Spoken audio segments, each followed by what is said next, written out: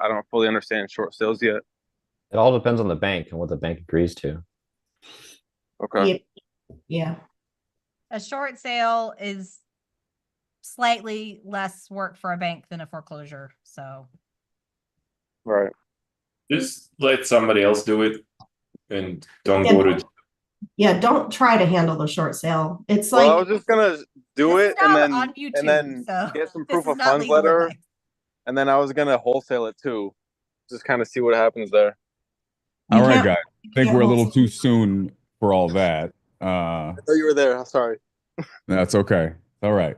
I mean, I guess that's one way to start a live stream. By the way, we're all live, everybody. So I appreciate the fact that everybody knows that you guys have humor.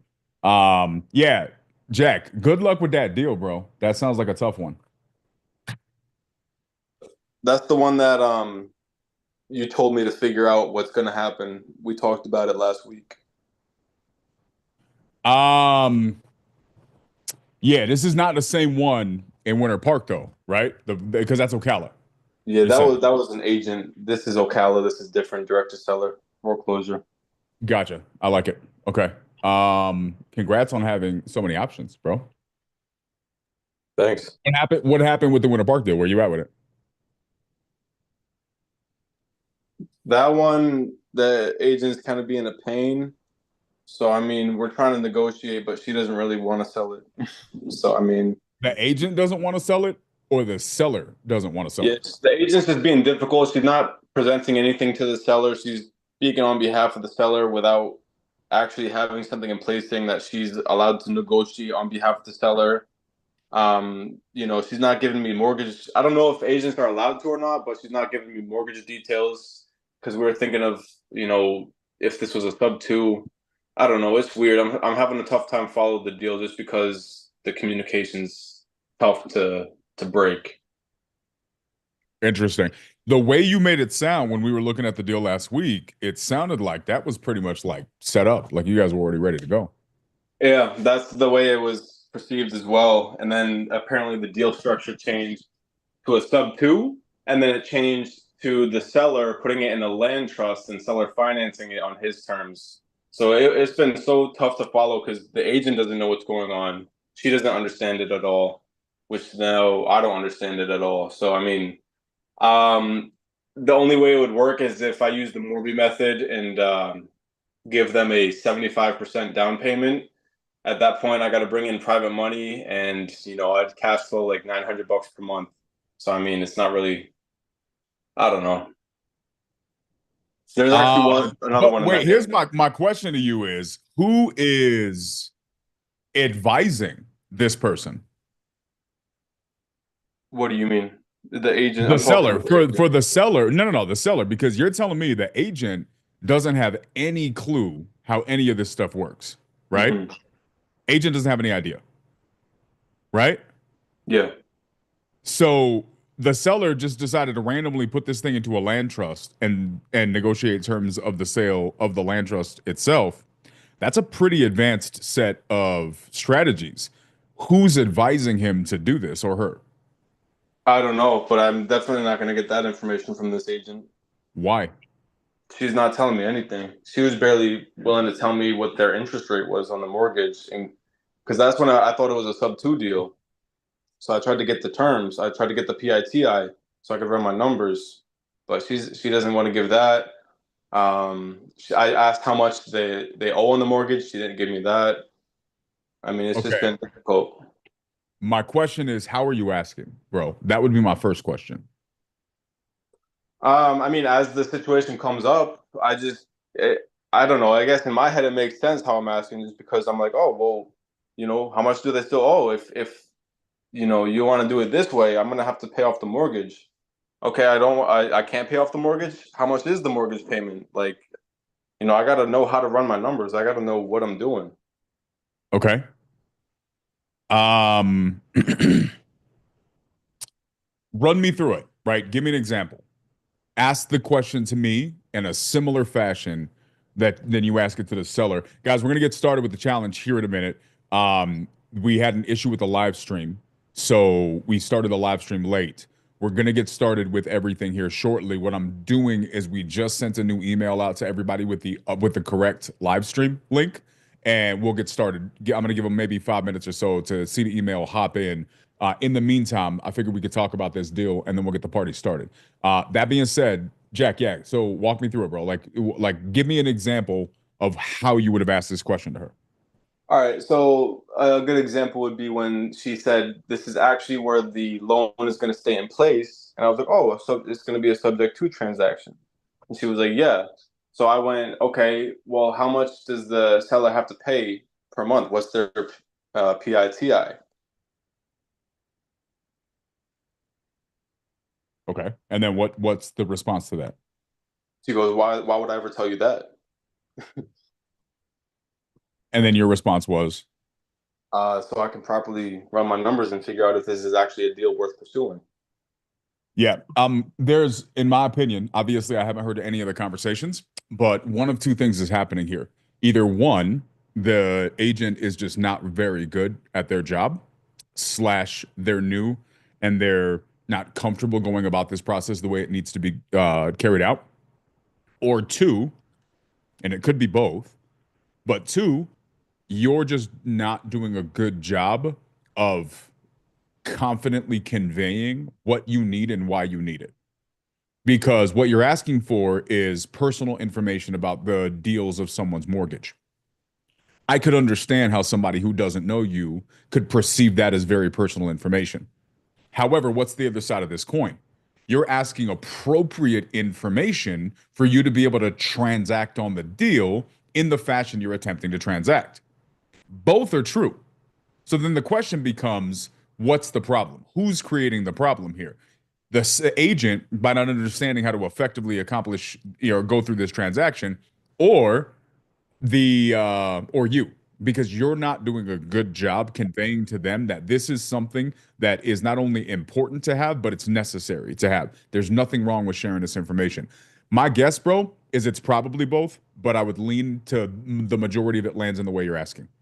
You're not delivering it in a way that makes them feel comfortable sharing that information with you. And at the same time, a bunch of stuff seems to be happening behind the scenes that the agent is completely unaware of, doesn't know how to navigate, doesn't know how to help you. And so as a result, the agent is kind of fumbling this deal. So someone has to step in as the authority, and it doesn't sound like the agent's doing that. Does that make sense? Yeah, I mean, I tried to be very clear, and if she says the way this transaction works is that you're going to take over the payments of the seller, cool. Wouldn't it be, useful to know what that payment would be, especially as an investor? I mean, I thought it was common sense. Yeah, Where but you got to realize there's a difference between, and you've heard me talk about this a lot here, Jack. There's a difference between saying something and delivering something. Right. What you just said, a logical thing, but making sure that that's delivered is not the same thing. And when you come off as maybe a little bit younger, maybe you don't sound like somebody who's done a ton of transactions, even though you've done transactions. If it doesn't sound like that to this person doesn't know your track record or your credibility. They're just going to hear some young guy asking for proprietary information, and they're going to be like, wait, yo, why do I have to share this information with you? Like, this doesn't make any sense to me. You know what I mean? Yeah. So this is kind of my concern, bro, that my thoughts are this is possibly what's happening is you're just not doing a great job at conveying the information. Okay. How would I convey the information in a way that clicks with this agent? With your chest. With your chest? I said it with my chest. Now, a lot of that goes back to everything that we discussed here, right? Like, it's not what you say only, it's also how you say it. And I think that's going to be a common thing, right? Every single time we listen to somebody do a call calibration, we do feedback on somebody's call. Bro, what is 8, 9 times out of 10? What is it that I'm saying? I'm saying, hey, it's like, you got to say it like this. You should have said it like that. You didn't deliver the message properly. You said it, but you didn't deliver it.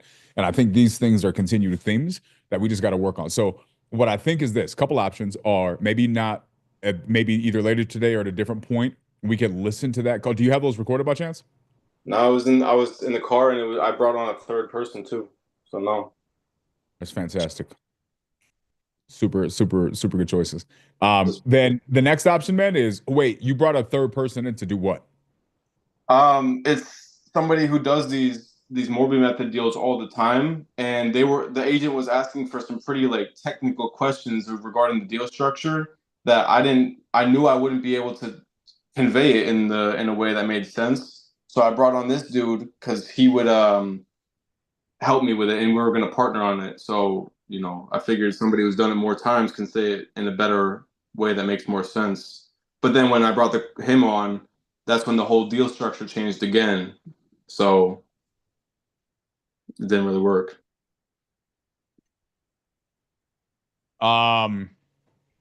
Okay. Then the next option is, when was this? When did you have this other person on? Because I was going to say one thing I could do is I could just jump in here and I could maybe call the agent for you. We could maybe call them today. But if you just had somebody else call, I mean, I don't want it to look like you just got a bunch of randoms calling this person and then it looks worse. No, it was last week. All right. How did that conversation go? She was just guarded when it came to information that we needed. And she just basically gave us an ultimatum of, the seller is not willing to walk away with less than X.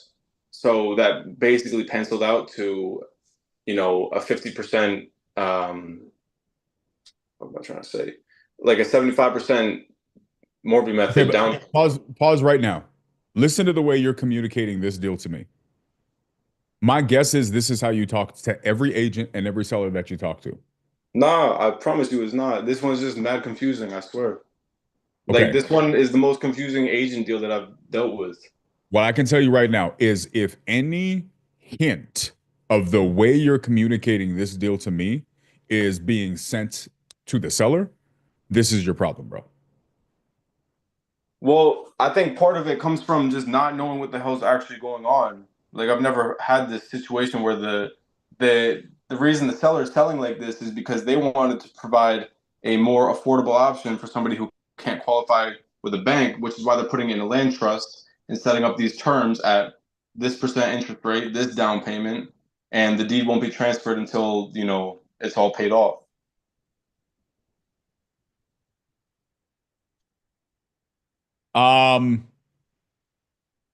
Very interesting. Okay. Sorry, I'm just looking at something. On a message I just got. Yeah, even still, bro. Like again, just the way you're saying this, your job when you're talking to anybody is to make them feel like you're the guy, like you're the person, like you can get this done.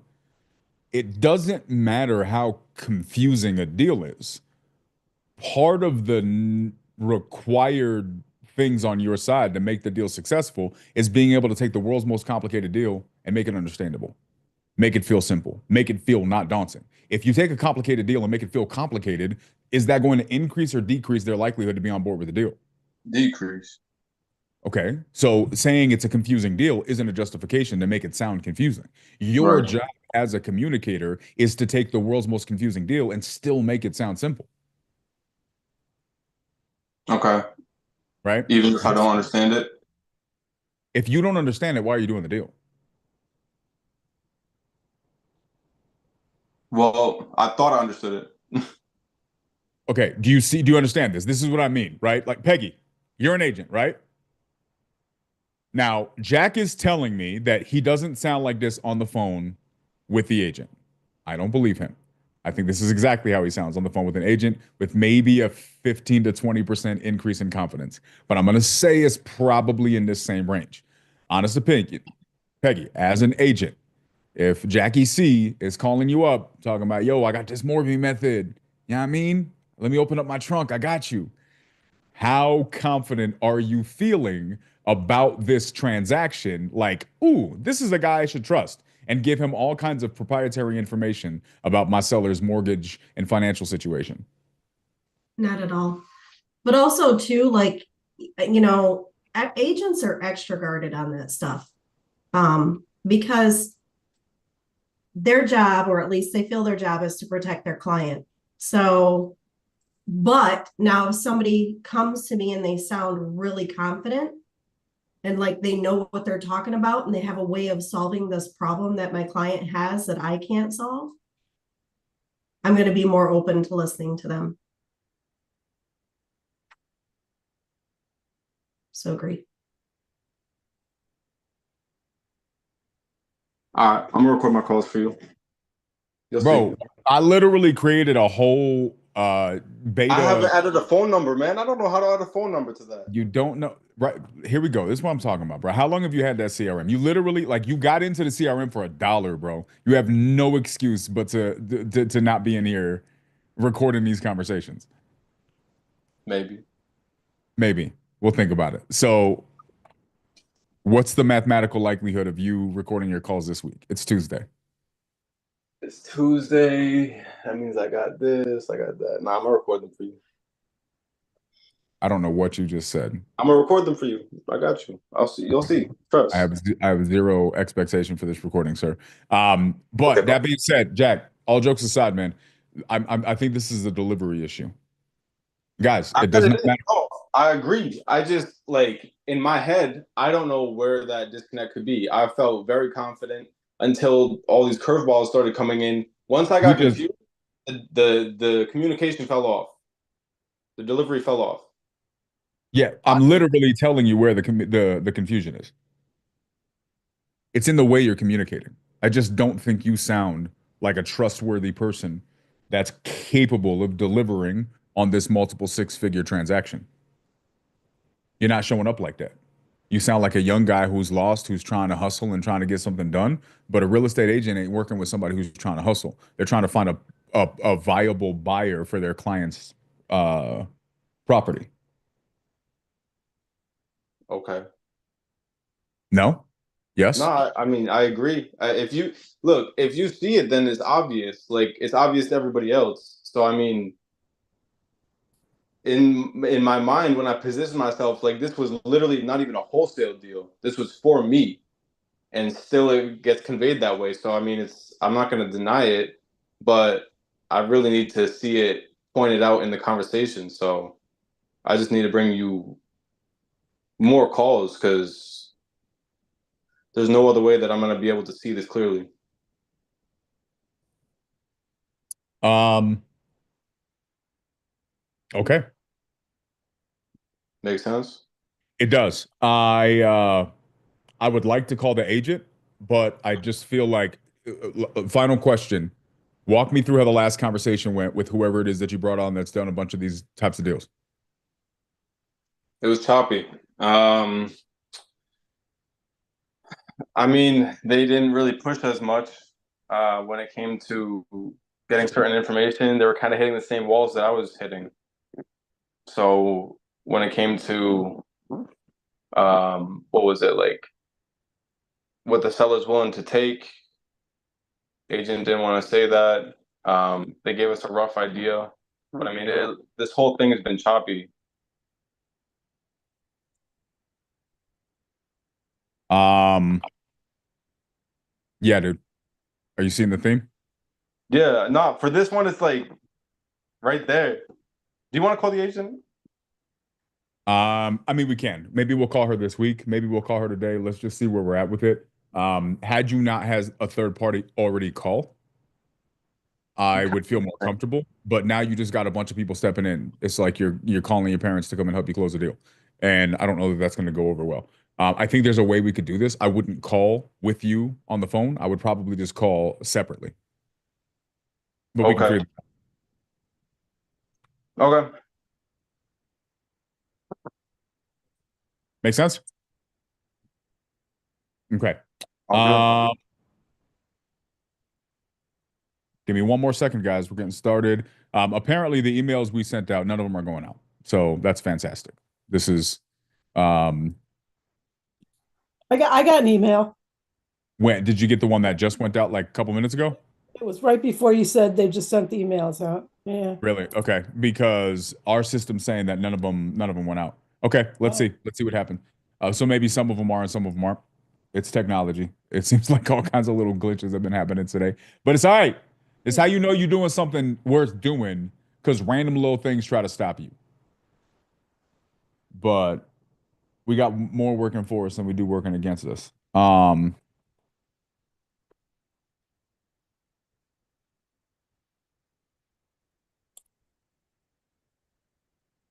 Okay. All right, guys. Let's go ahead and get the ball rolling. I'm really excited about this. What happened, Virginia? It's working. There's only 2 watching it, so I'm probably one of them. So Yeah, I don't. Yeah, something. Yeah, at least it went live. We'll see what happens. We'll get it. We'll get it going. Worst case scenario, we got the replay, and then we'll get it all fixed tonight for tomorrow. So I'm not really worried about that. It'll get itself worked out. I'm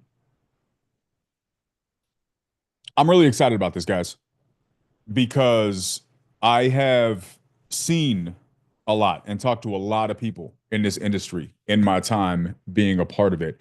And throughout my time, I've noticed some themes. And part of the reason I wanted to do this challenge wasn't just to kind of restart some of the things that I want to do for my real estate business, but to overcome some of the hurdles, some of the stigmas, and some of just the negative things that people encounter while trying to build a real estate business. And one of the reasons that I'm excited about this challenge is because part of my goal is to give people and all of the tools and resources that they're going to need to be able to get started. I think that's important. But not only that, I want to give people, I want to fill the gaps for people to help them fill the gaps that have stopped them from hitting the goals that they've wanted to hit this entire time. What do I mean? Well, there's a lot of great information out there. I certainly will not be the first person to put out great information in the real estate world. Probably will not be the last person to do that. Well, if that's true, and we have access to all the information we could possibly need to make us successful at doing real estate, then why isn't everybody successful at doing real estate? And I think the answers to that are a little bit different than information. And one of my goals in this challenge is to answer those questions, is to fill those gaps, to see if we can get people who have been in this space for a while past the humps and the roadblocks that have been slowing them down this entire time. Now, some of this is going to be information based, some of this is going to be mindset based, some of this is just going to be simple, oh crap, I didn't realize that.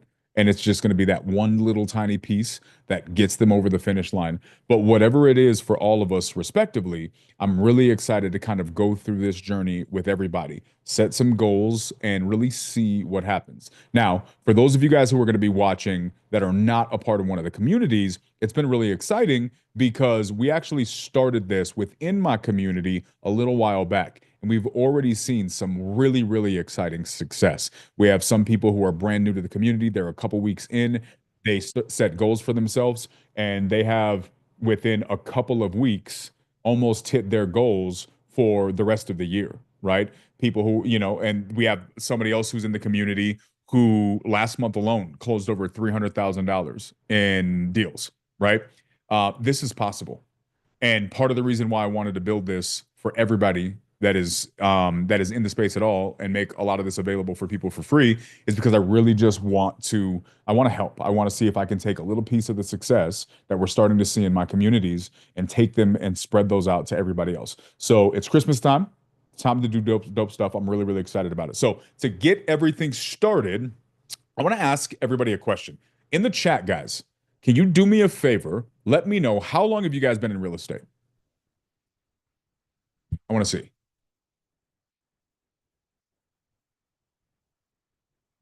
We got 3 months, either 3 months or 3 million years. I'm not sure. Which one is it, Boaz? Million years.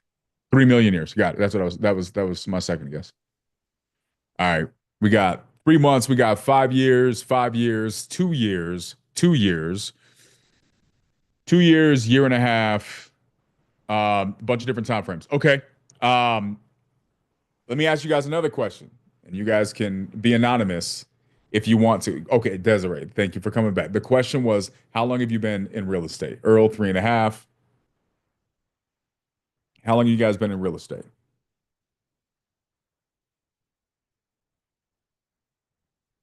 Year and a half. Been learning about it since 2019, so that's like almost 6 years, but not in it.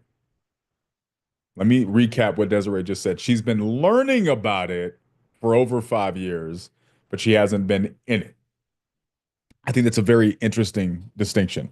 Matter of fact, I feel like there's a lot of people who are in real estate who actually more accurately meet Desiree's description than they realize. And what that means is you're not necessarily in real estate. You just been spending a lot of time learning about real estate because you want to be in it, but your actions are stopping you from actually being it. So instead of just being a real estate investor or a person who's active in real estate, you're just a real estate learner. And that's a trait I'm hoping to try to break for a lot of people during this. Okay, here's question number 2. So we got anywhere from 3 months to 5-6 years in the chat right now. So here's my next question to everybody. How many of you guys, how do I want to phrase this? I want to know how many deals you've done, but I don't want you guys to put like a specific number of deals. So if you want to put a specific number of deals, you're welcome to. But my question is like, if you don't want to put a specific number of deals, if you're brave enough to say it, how many of you guys have done less than 10 deals in the period of time that you're in there?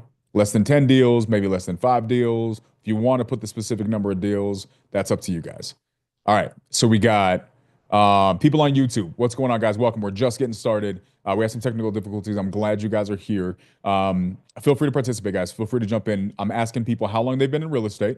So the question number 1 is how long have you been in real estate? Question number 2 is how many deals have you done in that period of time? So John's done over 15. Earl's done less than 5 by himself. Al said maybe 15. Giovanna says 1. We got less than 20, more than 10. We got 2, a 1, technically 4.5, kind of. That's super descriptive. Nothing vague about that at all. Technically 4.5, kind of. I like that. And we got a lot of zeros. We actually got more zeros than I had expected. Now, for Boaz, that makes sense. You've been in the business for 3 months. So it makes sense to me that you have 0 deals in 3 months. That makes sense. There are some other people in here who have been in the game for years who also have 0 deals by their names. I won't say their name, but here's what I want to do before we kind of get into this, because I'm saying all of this for a reason, right? My question is why? Does anybody care to unmute and maybe share why? I'd love to hear a couple of people's perspectives. And whether you don't have to be a 0 deal person, even if you're a person who just hasn't gotten as many deals as you would have liked to have gotten by this point, I would love to hear why. Does anybody brave enough to unmute? Yeah, it's because I wasn't consistent and basically mostly consistency. I just haven't been consistent. Okay, so Earl says lack of consistency. I respect that. Anybody else? I think it's the experience. Define experience, boss. For me, especially like I said, I'm 3 months in. There's every day I'm learning something new. And by the way, the seller from last week that I sent him the contract and he didn't sign. Okay. I talked with him today. He signed with all the terms. So wait, he signed with you with all the terms? Yeah. Let's go, Bo. Wait. So you just got your first contract signed today? No. It's my 3rd sign. Okay, so it's your 3rd sign. Hold on, I just lifted up. Hold on, guys. Give me a second. I just lifted up my desk and everything fell down. Hold on, give me a second.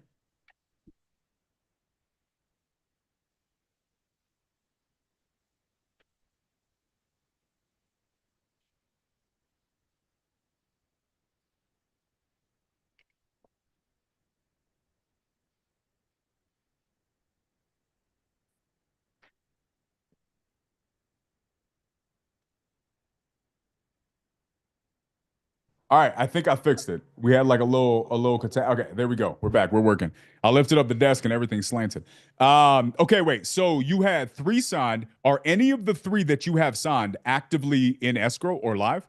Yeah, right now I have one that's about to get closed in 8 days. Okay. Another one that we exit the contract, and this is the 3rd. Okay. And yeah, like I said, it's experience. Like every day I'm learning something new. Like literally, I took everything you told me. I kind of did rethinking. Today, my cold caller by accident talked with this person. I was like, all right, F it. Let's just call him. Let's see what he's saying. I I stood my ground. I told him like, dude, we're not falling back from any term. This is as is.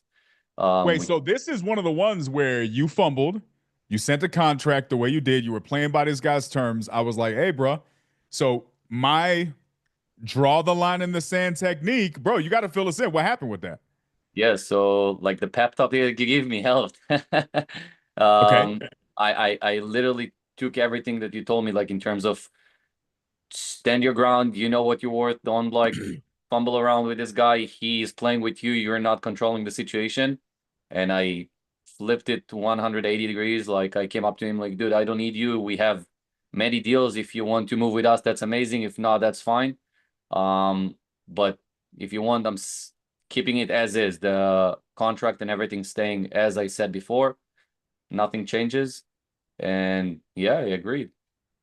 Okay, and I believe if I recall, you copied and pasted. I literally like I typed up a response. Did you just paste that same response?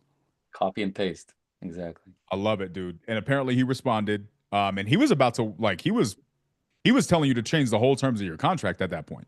He told me to like remove stuff that will harm the inspection period and like tax stuff and all those kind of stuff.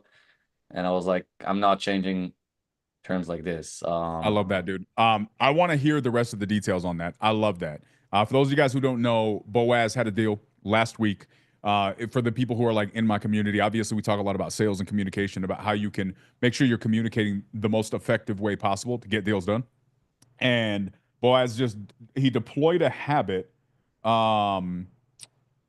He deployed a habit that a lot of people in the industry have when it comes to the way they send contracts and their desire to be as flexible as possible for the seller, which actually doesn't make them look flexible. It makes them look weak and easy to be pushed around. And the seller was seeing that in Boaz.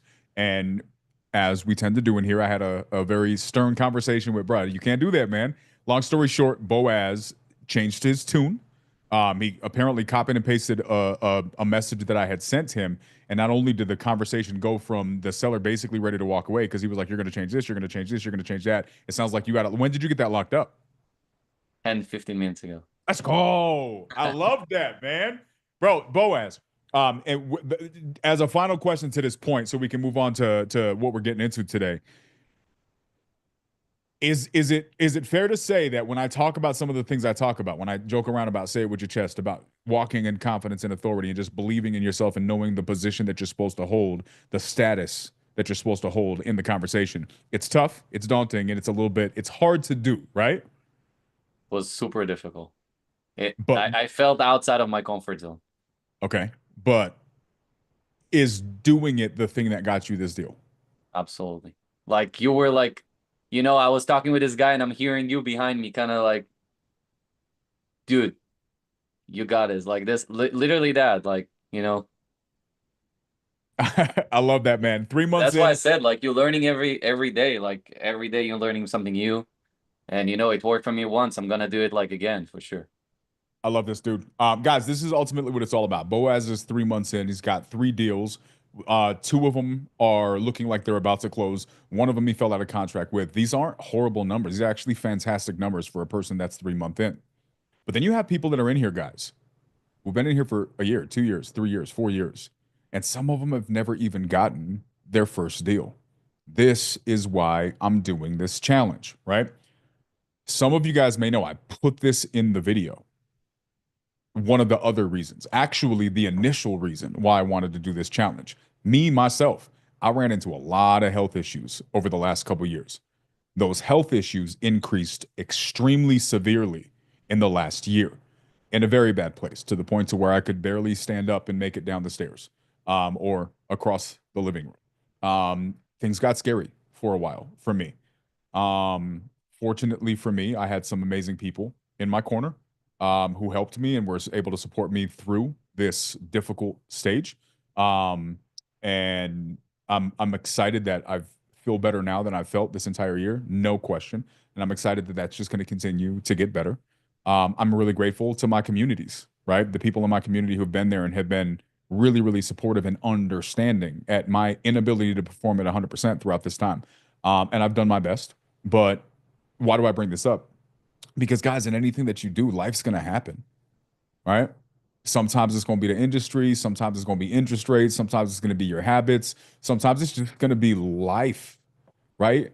Like, say me in the chat if life has ever happened to you and completely threw you off from what you were looking to accomplish. It's a lot of me's. I would imagine it's everybody. But then the question that I have to ask is, do we think that, like, pick a person that you look to as an example of success or goals or accomplishment or achievement. Question that I would ask is, do you think life's happened to them as well? So then the question becomes, what's the difference? If life happens to all of us, how do we still make the most out of what we're dealing with, right? And that's another part of what I was doing here, because in the midst of all the health stuff that I had this year, one of the things that I had to let go of was my real estate business. I had to completely let it go because I couldn't, right? I could only focus on so much, and being able to just show up for the community and the people that are in there, as you know, to the extent that I was able to, was about all I could manage. And so, like the rest of us, life happens, right? And so when I was deciding, okay, I'm at a point where I feel like I might be able to stand up again and go to work again and, you know, start things that I can actually see all the way through, because I'm not going to be worried about getting hit with a curveball halfway through and then I got to stop. I said, you know what? Let me start these things from scratch. And in the decision to get my real estate business back, I started realizing, like, you know, I'm gonna, there's a couple ways that I could do this, right? I could do a direct to agent. That'd be cool. I could do direct to seller. I could do JV and JV with my students. There's a lot of ways I can do this. And I realized that the best way to do this, in my opinion, is to not just do one of them, but to do all of them, and to do all of them live here with everybody. Why? Because in all of the years that I've been in this business, I've been really, really fortunate. Guys, a lot of you guys notice I have worked with probably tens of thousands of new investors. I have coached tens of thousands of new investors. I have listened to tens of thousands of seller calls. And throughout all of these years, I have seen a couple of consistent themes. And those themes continue to show these flashing signs of where people get held back, where people get left behind. And one of my goals when trying to get back to this and hit this at full force, I said, why don't I just do this in front of everybody so I can let them see that even me, anybody else, we all hit the same hurdles. The question isn't, is there a hurdle? The question is how you overcome the hurdle. And maybe, just maybe, if I can encounter these hurdles live, if I can demonstrate this live, I can show you guys how to overcome these hurdles live so we can do this together. And that's why I'm really, really excited. So the purpose of this challenge, guys, is to build a business from scratch. It's to build multiple businesses from scratch. And while I am going to be starting from zero, building a direct to agent business, I'm going to be building a JV business, and I'm going to be working with my students doing those JV deals who are going direct to seller. We're going to be demonstrating how to build all of these businesses. My hope is that you guys all work with me. So the people who are in here who have those zeros, the people who are in here who have numbers of deals that are lower than what they want to accomplish, my goal is that if you guys are willing to do the work, this can finally be the time that you get past the excuses and actually start getting stuff done. Get past the excuses and actually start closing deals. This is my goal here. And here's the cool thing. We're going to hit speed bumps. Guys, I've worked plenty of direct to agent deals. You guys have probably seen me on different people's challenges working direct to agent deals, calling agents directly. I have been on calls with Benson here, who's going to be working with us today, calling agents using his platform. I have had these conversations before, but I have never built a direct to agent business from scratch. That's one of the reasons I'm so excited to build this live with everybody, because you guys get to see what it's like to do it from scratch. And here's one of the things that I'm most excited about, right? In the chat, say me if you know somebody, if you yourself have done it, or if you're familiar with how many people are actively calling agents right now. Lots of people. I feel like everybody and their auntie is calling agents right now. Do you guys think that that makes direct to agent business easier or harder?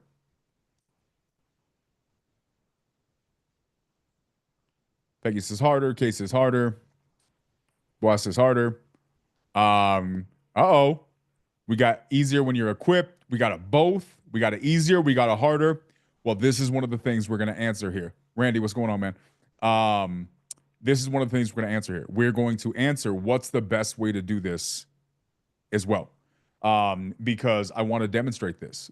Is there an impact from this many people calling agents? Absolutely. How do you take what's happening in the marketplace and learn from it instead of becoming a victim to the saturation? Learn how to overcome and differentiate yourself in the midst of the saturation. So these are the things I'm excited about. Desiree, what you got?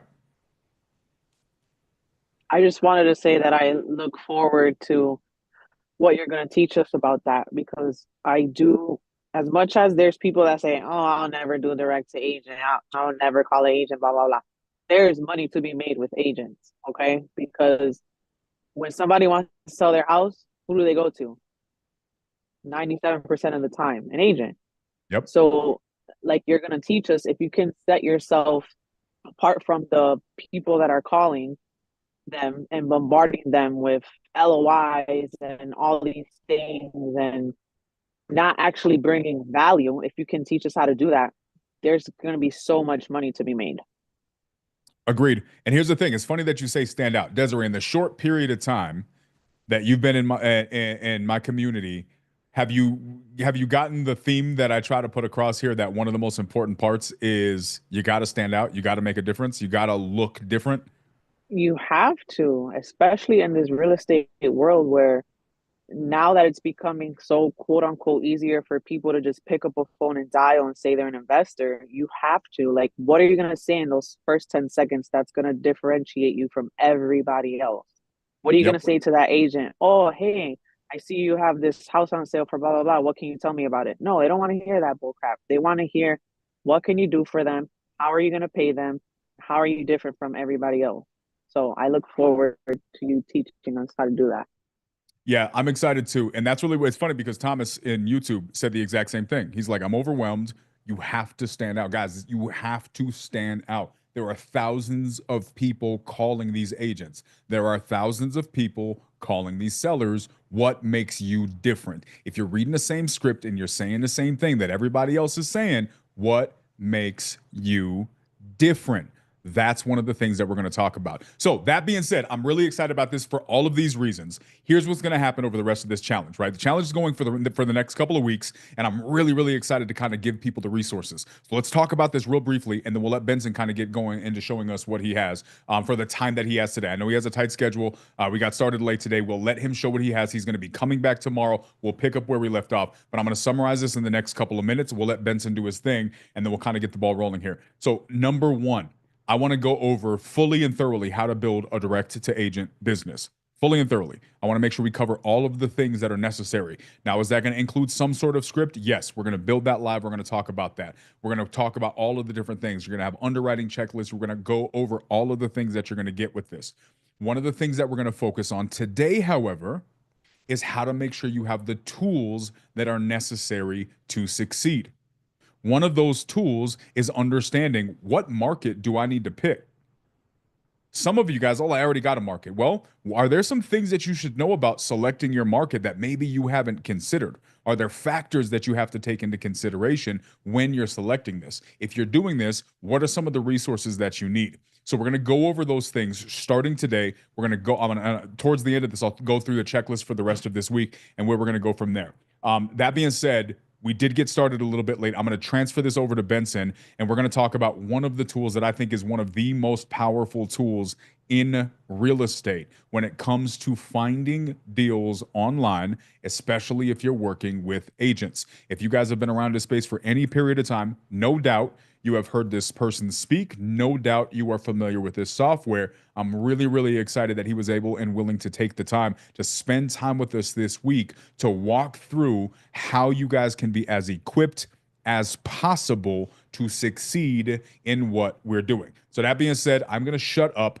Benson, really, really appreciate you taking the time, man. You are a well-respected person in this space, brother. Excited to have you here. Thank you so much. I'm loving this. I love the tough love, man. I love how you just pour it out. You pour into the community. And for people that don't know, I've been in the business for over 20 years. I've been around the block a bit. I've done everything from wholesale, fix and flip, buy and hold. I'm a licensed real estate agent in Colorado. I've been through, a couple different, downturns in the market. I've seen a lot of different things. I am one of the owners of Privy. That is one of my businesses. But I'm currently doing large multifamily syndication deals. And so I'm always looking for ways of tweaking and looking for new angles in the business. I'm doing private money lending. There's lots of different angles here. But I want to talk to the group about, is it a good or a bad thing that so many people are talking to agents? I've got a unique perspective on this because I am an agent and I've talked with agents. I think a lot of people are just looking for excuses on why things won't work. And anybody here could grab onto the idea that people talking to agents is a bad thing. I think it can be both, but I think there's more opportunity in now than there was even just a few years ago with agents because of two things. First thing is it helps that if an agent has talked to other people before, because you don't have to teach them about the process, right? They understand, their side of the gate, but they don't necessarily understand what it is to talk to a wholesaler or somebody's looking to do something creative. And you really don't want to be the first person. Like it's helpful that they've already talked to others and they've been educated by others, even if it was incorrectly. So that's a benefit that an agent has talked to others in the past. And then when you say you want to stick out, the easiest way to stick out and differentiate yourself with somebody who has experience with others is to show that you know what you're talking about. Like if you come out of the gates and you're confident, you know the lingo, you know what you're talking about, and you can walk somebody through, the process of explaining the opportunity for an agent, like you immediately will stick out. You absolutely will differentiate yourself just by knowing what it is that you're talking about and coming to the table confidently. So I would say for everybody here who's thinking that this is not a good place because people are flooding the market, it's absolutely a good thing in my opinion. Dan? I couldn't agree more, right? There's layers of things that get in our way. And I think that one of those layers is right here. It's in our head. It's the things that we tell ourselves that stops us from feeling comfortable doing the things. And I think that manifests in a lot of different ways. A big part of what I teach in our conversations here is how do you, so it's funny, Benson. When I first started teaching sales, I think a lot of people, when they first came to my boot camps or came to one of my trainings, I think the first thing that they expected me to give them was like a script, or maybe teach them a sales process, or teach them the best next tactic or the top 5 questions that you ask. And what's funny is that the first thing I start talking about when it comes to how do you effectively communicate successfully to a seller, to an agent, to anybody, what's crazy is none of those things are on the list. None of those things are first. You know what I say first and foremost? The first 2 things that you need to do, Benson? Number 1, learn how to understand yourself. Understand the things that hold you back. Understand the habits that you have that get in your own way. The things, the propensities you have to stop yourself from succeeding. What is your communication style? What are your strengths in the way you communicate? What are the weaknesses in the way you communicate? Are you a super extroverted person that's really, really high energy? Maybe you're too high energy. Maybe you have the perfect energy. Maybe you're introverted. You have a little bit of that feeling of social awkwardness. Knowing who you are as a person is an essential foundation. It's a first step to knowing, how do I win at the thing that I'm trying to do? Well, then what's number 2? Learn how to understand other people. Who am I talking to? How do I read the room, right? If I walk into a situation and I'm dealing with an agent that's super excited, hey, how are you doing? So glad that you called. Yeah, I had this listing. It's super great. And you sit there super low energy and you're really dry and you're really to the point. I mean, Benson, you've been doing this long enough. You think you're going to lose that person or gain that person if you're completely on a different wavelength? Oh yeah, you have a good chance of losing them if you're not at their level, for sure.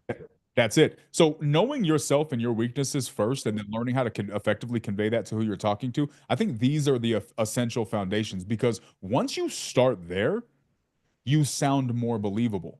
when you're communicating in the language of the person that you're speaking with. So I agree with you, man. I think a lot of people coming into this and they don't realize that step one is they don't know themselves. And maybe one thing that they're not willing to admit is the fact that, you know what? I'm getting in my own way. Part of the reason I'm having bad conversations with agents is because I have bad self-talk about what this experience is going to be like. I'm telling myself they're getting too many calls. I'm telling myself they're not going to want to talk to me. I'm telling myself that they're going to be really, really resistant. And what I'm doing is in the process, I'm actually creating the thing that I'm hoping doesn't happen. So I agree with you, man. I think 100% it starts up here. And if you can get that out of the way, then the rest of this stuff starts going naturally. Yeah. Yeah, I agree for sure. And one of the things that I think that a lot of people don't think about is how much they do have control over.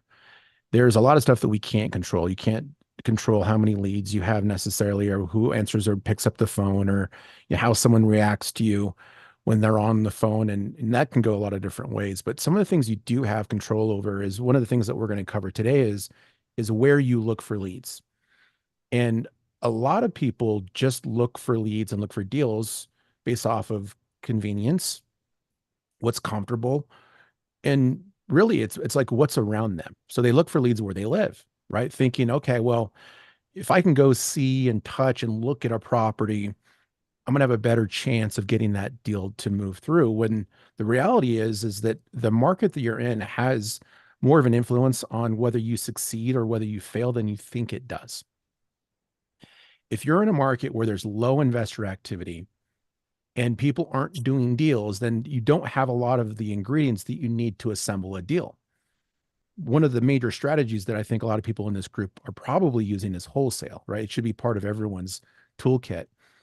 And wholesale is completely 100 dependent upon the disposition side of it. Anybody can go get contracts, right? You can go out and get locked properties up.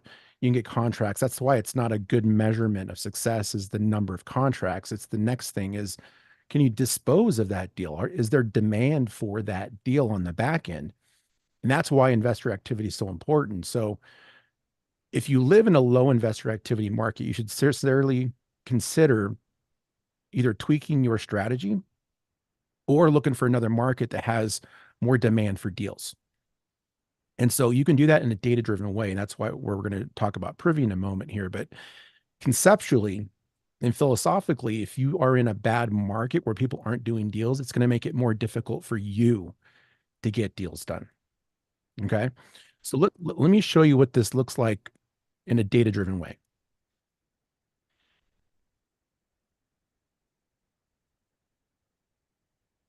Now, let me ask you this, Benson, as this is pulling up, man. Yeah. I would imagine, do you by chance know how many investors you guys have worked with over the years? I don't know if you have any way to track this, but I'd be really, really curious to see how many investors you guys have worked with, maybe wholesalers you guys have worked with, and the amount of success they've been able to have, maybe the revenue they've been able to generate simply by understanding the principles that you're teaching us here right now. Oh man, the numbers, I mean, it's 10,000 plus. I mean, I don't know how many people have subscribed to Preview over the years, but I mean, at any given point, we're over 5, right? But people, people churn out of the business and people churn out of using software. So I don't know what that number is. And I wish there was a way for us to track success. Because there's not always data around, especially wholesaling, right? Because they're in the middle of transactions. There's no publicly available data that will show that a wholesaler was involved in the transaction. We can see the data around like who actually closes, like a fix and flipper. Like if we knew like an LLC and that somehow was associated with their account, we could see that LLC had a closing, and that might be a data-driven approach. Sure. I love the question. I just don't know if there's a way of doing it, but we've got,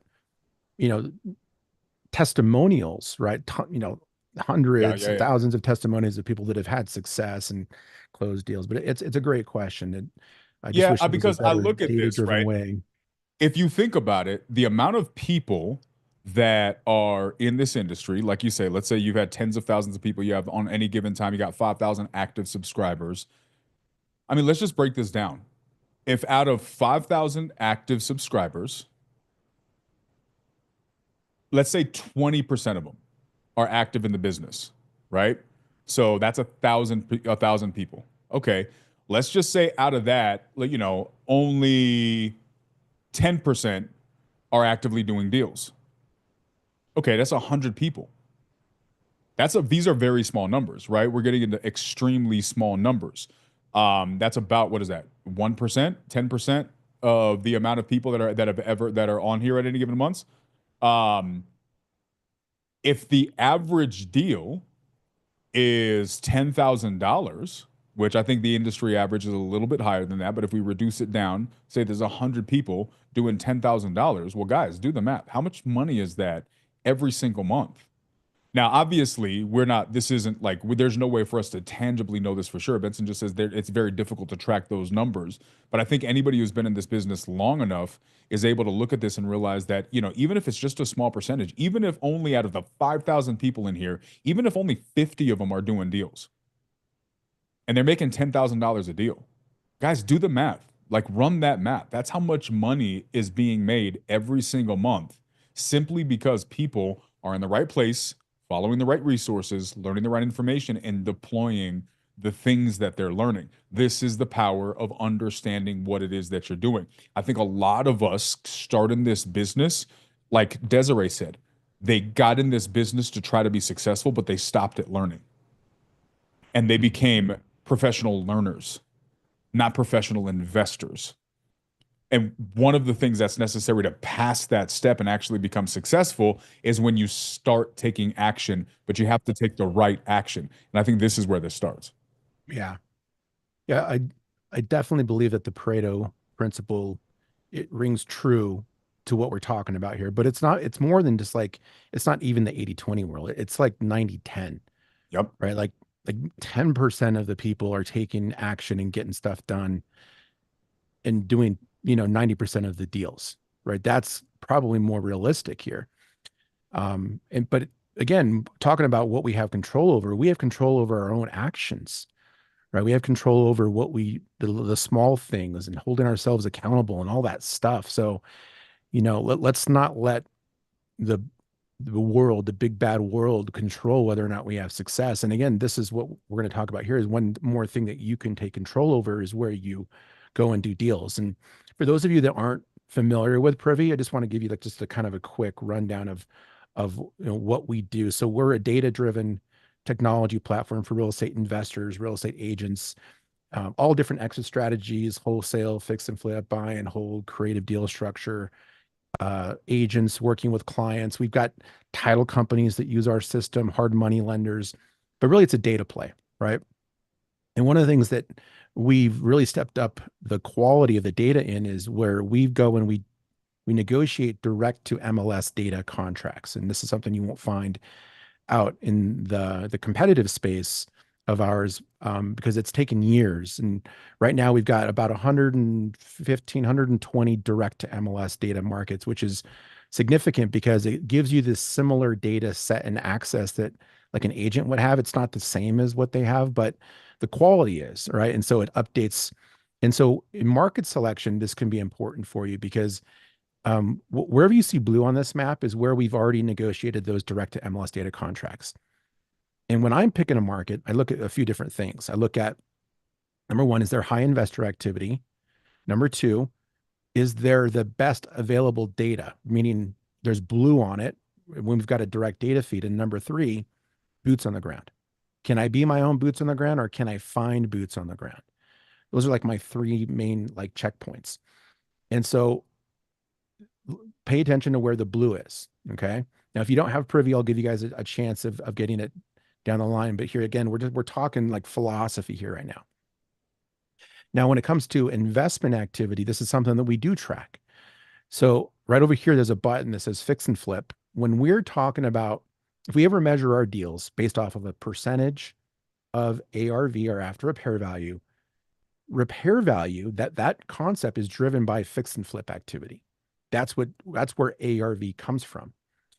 And you literally cannot determine after repair value on a house that you're evaluating if there are no repaired properties. So this is why another reason why you avoid low investor activity areas is, remember I mentioned earlier, demand, right? You need people that want properties there. You need buyers, but you need comps too.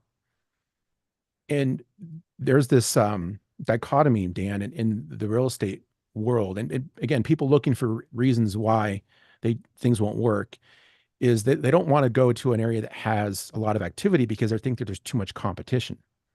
Like, oh, I don't want to go where there's a lot of competition. I want to go where there's no competition because they think it's going to make it easier for them. The opposite is true. If you go to an area that doesn't have competition, you don't have demand. You don't have demand. And you don't have comps. Like competition, the word comps is in that word. It doesn't 100% correlate, but it might as well. If you have no competition, that means there's no comps, which means you can't run a proper analysis. You can't analyze a property. And even if there are comps, if those comps aren't renovated, you can't determine after repair value. So I believe that probably most people haven't thought about it this way, but this is going to be helpful for you in wrapping your mind around why market selection is so important and why you can help solve a lot of the problems that are going to trip you up down the line if you follow this strategy that I call the reverse REI strategy. It's similar to this The 7 Habits of Highly Effective People. It's one of the most popular books out there. The second habit is begin with the end in mind. So instead of just picking a market because you live there or what it's convenient, or maybe you moved one point and you used to live there, or your auntie lives there, and so you think that that's why you're gonna choose it. I like that you said auntie earlier, Dan. It's like that's how us Mexicans talk. We call them our aunties. But because your auntie lives there, that's why you're going to choose it. Like, no, like use a data-driven approach. It will solve a lot of the problems down the line of disposition, comping, understanding ARV. You have a lot more control over it. So when you look at the map here, wherever you see a lot of blue, right? This isn't rocket science. We try to make this really simple for you, is where there's high investor activity. So you see holes, right? You see holes where there's not a bunch going on. But if I drill down into an area that has a lot of blue, that has higher numbers, larger circles, then we're going to have a lot more of those ingredients that we need to do a deal. So 3 years ago, Dan, when I was looking to pick a market outside of Colorado, which I currently reside, I used this exact same process. And I was looking at between 4 major markets. I was looking at Kansas City, which has a decent amount of investor activity, St. Louis, Indianapolis, and Chicago. Now, when you look at the numbers, Chicago has way more activity than all 3 of those, right? 4,400 plus. This is the number of deals that were done that would be fix and flips. Indianapolis has a decent amount, Kansas City, a little bit less. I decided against Chicago because one of my long-term strategies, and again, this is something that you want to take into consideration, you guys, when you're choosing market, is what's your long-term goal? If your long-term goal is to ever own real estate in that market, meaning you're going to have a portfolio of properties, you want to think about, are they landlord friendly?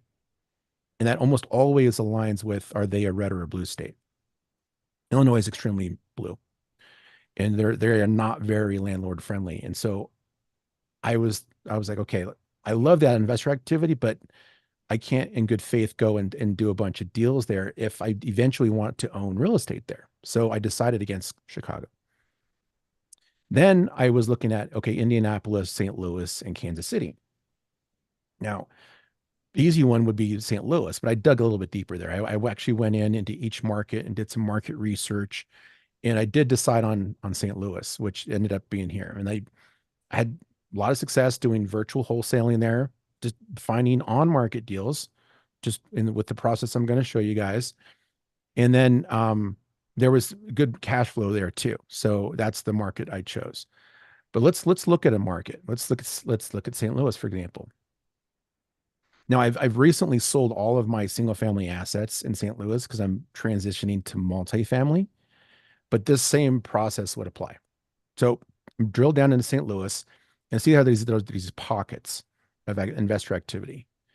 Now, market selection isn't just about picking a whole city. It's really about picking neighborhoods within that major city, because look over here in Loud, or Ladu. I can't even pronounce that.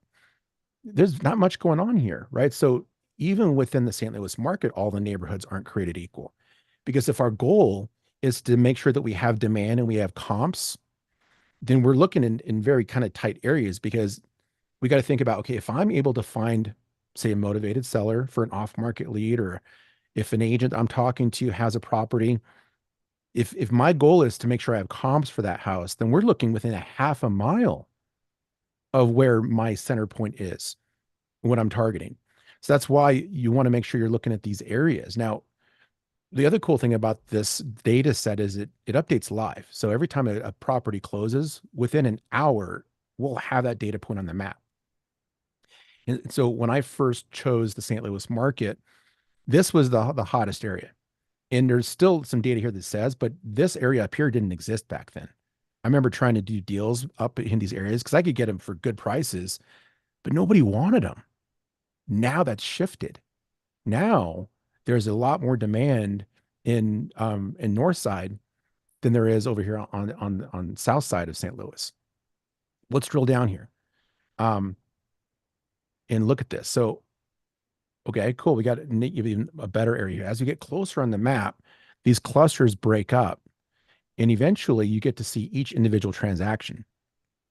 Now we're going to talk more about market research tomorrow, because this is where you start to kind of number one, like figure out boots on the ground, think about building a buyer's list. But one of the most important things about this market selection is, what is the deal? What is a deal in St. Louis, right? Because a deal in St. Louis is completely different than a deal in Chicago. It's certainly different than the coastal areas, like a deal versus like what would be a deal in California.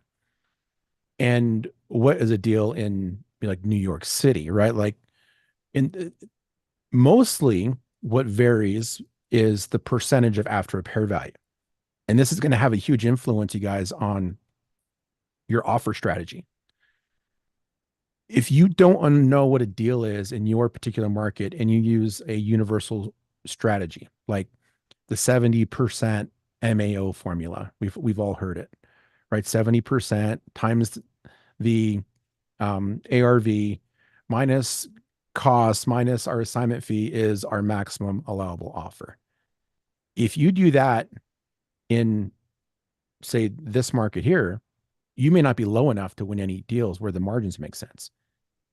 If you do that strategy in LA, you'll never win a bid. Like, people will outbid you every single time because the prices are different, and that affects the percentage of ARV strategy, where you can go a lot higher on the percentage because of the price. So this is part of understanding your market. But let me kind of show you what I would do if I was evaluating a few different markets, or if I wanted to validate my own. Like, if you already have your market, you guys still do this exercise, because it will help to validate what you're doing. But it also might help you understand maybe why you're not getting deals done. Yeah, let me just recap this, guys, because I Yeah. really want to focus on how important. I think there's a handful of things that are extremely important if you want to get good at doing deals in real estate. Obviously, my focal point is always communication. How are you communicating? But I'm gonna tell you, that's not the only thing. I think that's one of the most important things. But another one is knowing your numbers. I don't care how good you are at talking to people. If you don't have your numbers right and aren't able to find buyers at those numbers, you can talk as much as you want. You're not going to close a lot of deals. I remember when I first got in real estate, I had 4 conversations. I've told this story before. I had 5 conversations. Out of those 5 conversations, I got 4 verbals. Those were my first 5 phone calls in real estate. I got 4 verbal agreements. Why didn't I close any of those deals? Because I didn't know what Benson is talking about right now, this part right here. So you got to have all of this stuff. So Benson, like, yeah, if you could explain this to them, like, okay, understand your market. What are the reasonings? Okay, I'm picking a market. I love what you said earlier. I'm stealing that, bro. I turned it into a line, right? If comps equal competition, and competition is good, right? Because that means that business is being done. So I'm co-opting your line and turning it into a phrase, because I think that's powerful. Okay, so 1, pick a market that's got activity. Number 2, make sure you understand the numbers of the market, because the numbers in each market may differ. Right? So guys, remember those two things. Number one, make sure that you're picking a market where there's activity, right? Now, here's the downside. If you're not good at communicating, you're going to have much easier conversations in smaller markets, but you're going to have a harder time finding deals in those markets. And if you do find a deal, you're making $5,000 or $10,000. You go to a more competitive market, you're going to have to do more work to get that deal because a lot more people are out there. But if you do your job properly, not only are you going to have a higher likelihood to get more deals, but you're going to make more money on those deals because there's more margins, there's more competition. These are good things. So step one, pick a market where there's action. Step two, make sure you understand the numbers of your market. So I'm assuming you're going to explain a little bit on how do they understand the numbers of the market? How do they know, all right, it's 50% to ARV here, but it's actually, no, I'm in this market, it's 70% to ARV. How do people understand that when they're looking through this stuff? Yeah. So it's all in the data, right? So we're extracting all this information. And this isn't data that you can just pull from the internet, or even the MLS doesn't have it, because we have to extract it and then manipulate it in a way to make it useful for our intention, which is understanding the deal, the numbers, the percentage of ARV. So let's look at a couple of these. And what I typically tell people is go back, look at the last 10 to 20 closed deals in an area. And these are the properties on the map, right? So we can see these little hot pockets, but a property by itself, a house that's in disrepair, maybe it's, had some water damage, there was something bad that happened to it, that on itself is not a deal. The only thing that makes that house a deal is if there's a house that was fixed and flipped and sold recently that's a comp. That's what creates the margin, which is why whatever your strategy is, whether you're doing direct as agent, or you're going and you're pulling stuff from MLS, or if you're doing direct to seller, all that marketing should be in these areas like this. Because if you're going to direct to seller and you go to somebody who's in foreclosure and their house is, they want to sell for 100 grand, and you're like, you pull the comps and everything around it is unrenovated and they're all selling for 100 to 120, there's no deal there. But if you're in the same neighborhood as a house that was fixed and flipped and sold yesterday, and those same houses that people were buying for 100 or being flipped and sold for 200, now all of a sudden this house that you would have to lowball to make the numbers work, you can offer what they want, because you're offering based off of the as is condition, and you could buy something as is, even directly from the MLS, pay market price for it, like asking price, and it could still come out at 50% of the ARV. If you're in the right area. But if you're in a low investor activity area, you have to end up lowballing, and this lowers your offer acceptance, and it will mess with your mind when it comes to negotiating. And it's just this is why people fall out, is because one of these strategies they're doing is not targeting the right area. That's how important it is. So let's look at a deal right here. This house just sold. And this report right here, we call it a live comparative market analysis. So when Daniel was talking about understanding your numbers, part of the understanding the numbers is comping, right? And we're going to cover that in a different tutorial, but Privy is automatically comping and analyzing every single house in the US for you using a comping algorithm that we designed that uses the exact same process that an agent or an appraiser would use to comp it out, but it all happens in a fraction of a second.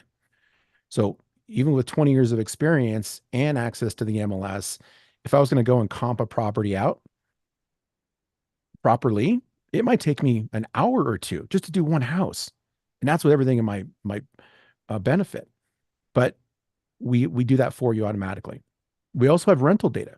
So if one of your strategies is to do rentals, or you're looking at doing subject to or some sort of creative, like cash flow is the most important thing, right? So you need to know what the rental comps are in a particular area. And we bring that data in here for you too. Now, this is where it gets kind of fun now. So now we're starting to understand like what a deal is. So we put together the before and after on it. So you can go back and look at game film, right? This is what the pro athletes do. They go back and they look at game film. Game film for you is this. Here is the house that was purchased. Okay, there's quantitative data, that's the numbers, and there's qualitative data. Qualitative is like stuff that you just can't attach a number to, like, what did a house look like before it was flipped? Like, here's the before pictures. What level of construction is adequate for a neighborhood? Who are the people that are involved with the transaction? Who are the buyers that flipped this house? Who are the agents that are involved with this transaction? Look at this. This is what it looked like before it was flipped. This is after. Wait, hold on. I'm really glad. So here's one of the things I'm excited about, dude, because I've been actually out of the game actively for a lot of this year. So in a lot of senses, I get to look at this with fresh eyes. This is crazy, dude. Like, so you're actively your guys' software, and I'm sorry, guys. Like, this is the first time I've seen this. So the software, you guys have this set up to where like they can see the before. Where do you go to see this in your app? Like, how do we click this again? If I find this property, where do I go to see a side by side of the before and after? Yeah. So every property, every transaction that we have, if we consider it a flip, because there's no data Okay. in the MLS or in public records that definitively tells us that a house is flipped. But if we can Okay. find two transactions that happened in a short period of time, and that property was purchased lower than a certain percentage of ARV, that we can assume it was flipped. So this is how we're identifying these. Okay, this the algorithm. What is. what time period does the system look for to consider it a flip? We do 18 months. Okay. Now, realistically, that could be shorter than that, but with like certain cities with permitting being a you know what, or what do they call it, like inventory supply issues and all that kind of stuff that was happening, we extended it from 12 to 18 to try to catch more opportunities. Could a property go up? Because and then the percentage that we set it at for the discount is set to 75%. So if they bought it lower than 75%, and that property basically went up more than 25% through forced appreciation, then we call it a flip. Could a house appreciate 25% in that time period? Yeah, but it would be unlikely. Okay. Okay. So the primary criteria is time on market, but there's a secondary criteria of increase in sale price within that time. Is that what that is? It's not time on market. It's the time between when they purchased it and when they closed the Yeah, deal. correct. Yeah. On the two transactions. Sure. Right. And then when you click into the property card here, and you come into the live comparative market analysis, there's a section here. We got these anchors called before and after. Now you could just scroll down to it, but if you just click before and after, it takes you right to that section. It's crazy. And then we can dig into the numbers. So two qualitative things here that to enlighten you and show you things about the market that you may have not known before. The first thing I noticed is this deal came from the MLS. There's a big contention out there by mostly gurus that you can't find stuff on the MLS because they can't go and sell you a $50,000 coaching program if you think you can do this without them, right? Yep. So they have to make people believe that there's no deals on the MLS. Well, the data says otherwise. And the first deal we're looking at came from the MLS. The next thing people think is, oh, well, I can't get good deals on the MLS. Well, Dan, do you think that 40% of ARV is a good deal? Oh, that's amazing. Wow. Now, if this was a deal in LA, I would be, jumping through the roof. Yeah. That's a year income for 90% of the population right there. Yeah. But as far as, this market, this is still considered a good deal. Sure. 3 years ago, when I was doing my market research about St. Louis, I went and researched and I came to 52%. That's where I needed to be lower than for it to be worth my time. Okay. This one was 40% from the MLS. So you guys, they didn't have to go market. They didn't have to do mailers. They didn't have to cold call or skip trace or, have a CRM full of a bunch of quote unquote motivated sellers. They just found this right from the MLS. You can find those in the right neighborhoods. You won't find a deal like this in Sioux Falls, South Dakota, because no one's doing deals there. Yep. But this property that needs repair only worked because it probably has comps around it that were renovated. So 40%. Now we don't know what they spent. This is one of the drawbacks of this approach, but there's not another way to do it. We don't know their costs, right? So we don't know like if they made 20 grand or 50 grand on this, because that's on their own books. But we typically, when we're measuring how good a deal is for our own deals, we almost always use a gross percentage of ARV, not net. It's gross. So 40%. right? I just learned that about this market. Some other things that are helpful to understand. And if you're doing your own deals, or if, again, this is good education, because when you're talking to potential buyers, speaking their language is very helpful. 174 days under construction. How long does a deal take in a market? Well, maybe you think it can take 60 days, but if it's taking everybody else 180 days plus, well, that is a good piece of education to understand, because when we're evaluating our deals and we're going to be putting them out, we need to have an understanding of length of time, because length of time is directly associated to costs, especially if you've got a hard money loan and your buyers almost will always be using other people's money. Now that's huge. Like, guys, pause right there, right? Like, really, really, really think about this, because I can tell you this: one of the biggest conversations that comes up when you're underwriting a wholesale deal, or if you're considering buying the deal, is how long are you going to be in the deal? And my thoughts are, I would imagine, and Benson, you can tell me if you have a different number on this. I'm going to say most wholesalers or passive flippers assume that their whole time is 60 to 90 days. That's their default number, 60 to 90 days. But what you're looking at here is this was a great deal. 40% to ARV was where this was taken down on market. All of those numbers are fantastic. However, the hold time for this deal was 314 days. That's almost a year. So they probably made a decent amount of money on this. But guys, if you're trying to wholesale this deal, understand the buyers that you're selling this deal to, if they're active flippers in the market, know this.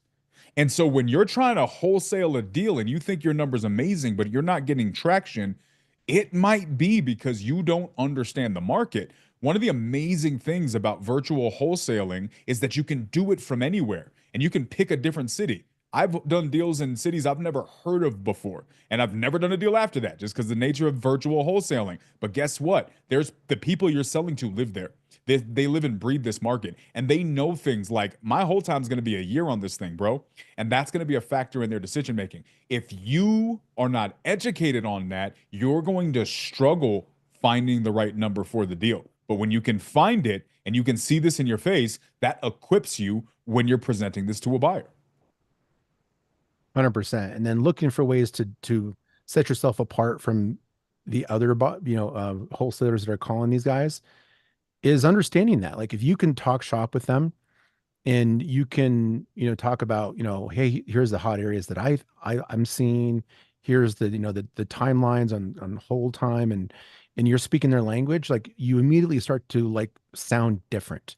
Yep. Right. You sound like you know what you're talking about. And they only have limited time. And if you get a buyer on the phone and you sound like you don't know what you're talking about, they're going to be wanting to get off the phone as soon as possible. They'll be like, oh yeah, send me your info, I'll get back with you. But if you suddenly can talk to a buyer like this, check this out, right? This is the next thing. And the qualitative data is who's doing these deals. So this is Nem Land and Homes LLC. So that we know that these guys are actively flipping properties in this market. And here's one of the cool things about this process I'm showing you guys is you already have an understanding of what their buy box is. Most of the time when we're talking with buyers, it's a long game of gaining their trust, and then maybe they'll tell you what their buy box is, but it really isn't their true buy box. It's just, they're just giving you something. Well, we know that if we can find a 2-bedroom, 2-bath, 1,000-square-foot ranch in 63116, this buyer will likely buy it as long as the numbers make sense. Yep. Because we're looking at their buy box. We're looking at an example of their buy box. This is huge when you're talking to people. You don't have to go and figure that out. We already know that going into the conversation. And we'll talk about this again tomorrow, but there's a process of using these comparative market analysis to turn cold calls into warm calls just by talking about the deals that they just closed, giving them compliments. Hey, look, I was just looking at the deal you closed on Spring Avenue. I mean, it's completely unrecognizable from when you bought that thing back in January. It's completely different. I really love the way you guys did the granite countertops. I mean, that yard looks great. Like, you're using the data to build rapport and demonstrate that you know what you're talking about. Now, this is just one thing. I mean, we've been talking about this for a while, you guys, but this is the kind of data that you can extract to do market research, to learn what a deal is. But no one data point is going to give you the entire lay of the land, right? Let's look at another one. This one went for 160 grand. All right. You can look at it. It's got, the calling cards of what a flip would look like. Maybe scroll down to the before and after section. Oh, wow. Another on market deal. Wow. Here's the before and after. Now they went to 47%. So now a deal is between 40 and 47%. Right? We're adjusting things a bit. Now, direct to agent, Daniel. When we're looking for agents, we would love to work with people who we know are active in the market, right? Yep. Well, there's two agents in every transaction. There's the listing agent and then there's the agent that represented the buyer. If I want an agent in the market to help me close deals, like represent me, well, I'm maybe going to reach out to Casey Samuels, because Casey somehow earned the respect of this fix and flipper, because a fix and flipper wouldn't work with an agent who didn't know what they were doing, right? So there's that. Well, on this side is Christopher. Christopher Budding has listings that need work. I wonder if they got other listings that need work that I could go and get from them. That's really so. To clarify for the users, I'm just pushing this together. My guess is because under the picture on the left, it shows the MLS number. That's the indicator that this was found on market, that this particular property was a listing on market. Mm-hmm. Okay. And if it wasn't an on market listing, there wouldn't be an MLS number underneath it. Exactly. It would show, Perfect. it would say public record here, and there would be the street view of the house only, just the street view. Perfect. Okay. Now we track houses just like that. They were acquired direct from seller and then sold on market. We track them all. As long as it matches that original, like 75% to transactions, we don't care whether it was purchased on or off or sold on or off. We're going to show them all to you. And that's part of the qualitative understanding of the market. Is you might go to one market and realize that 90% of all of the stuff is direct from seller. Well, if you're doing an on-market strategy and there's no on-market deals, well, maybe you should tweak your strategy. But if you're in a market like this where you can actually get stuff from the MLS, well, don't go spend a bunch of money on marketing, because you can just pluck them out. And then again, here's the buyers, right? So this is Fountain City Renewal. You think Fountain City is someone you would want to work with? Absolutely.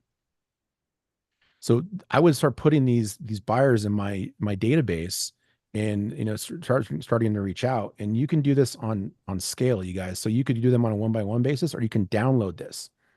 So I can click download and I can export these 184 properties / transactions / buyers into a CSV file. And then you can do different things with it. Like you could just send a mailer, right? You could do a mail merge and just send everybody a postcard. If you're looking to have conversations with these guys, then you're going to want to skip trace it, right? So there's the 3 data points necessary to skip trace are in the CSV. The name of the buyer, the LLC or the person, the subject property address, and their mailing address are all there. Now, we don't do skip tracing natively inside of Privy. There's 1,000 skip tracing companies out there, but we give you that, and we allow you to extract up to 10,000 records per month for different things. It could be to build a buyer's list, or, and we won't talk about this today, but let's say you wanted to pull a list of foreclosures. You can pull lists of foreclosures or absentee owners or vacancies or tired landlords. We give you that too. And it's all part of your Privy account, and we don't charge anything extra for that. But we got 184 buyers here. That's a really quick way of building up targeted buyers that you can start reaching out to and building relationships with. So lots of deals here. You can have a lot of fun with this too. Like this is like real estate porn. You can come in, you can see the before and after, and you can see the numbers, and you can have a lot of fun learning this stuff. And the other thing that for me, what it helps to prove is that people are doing deals.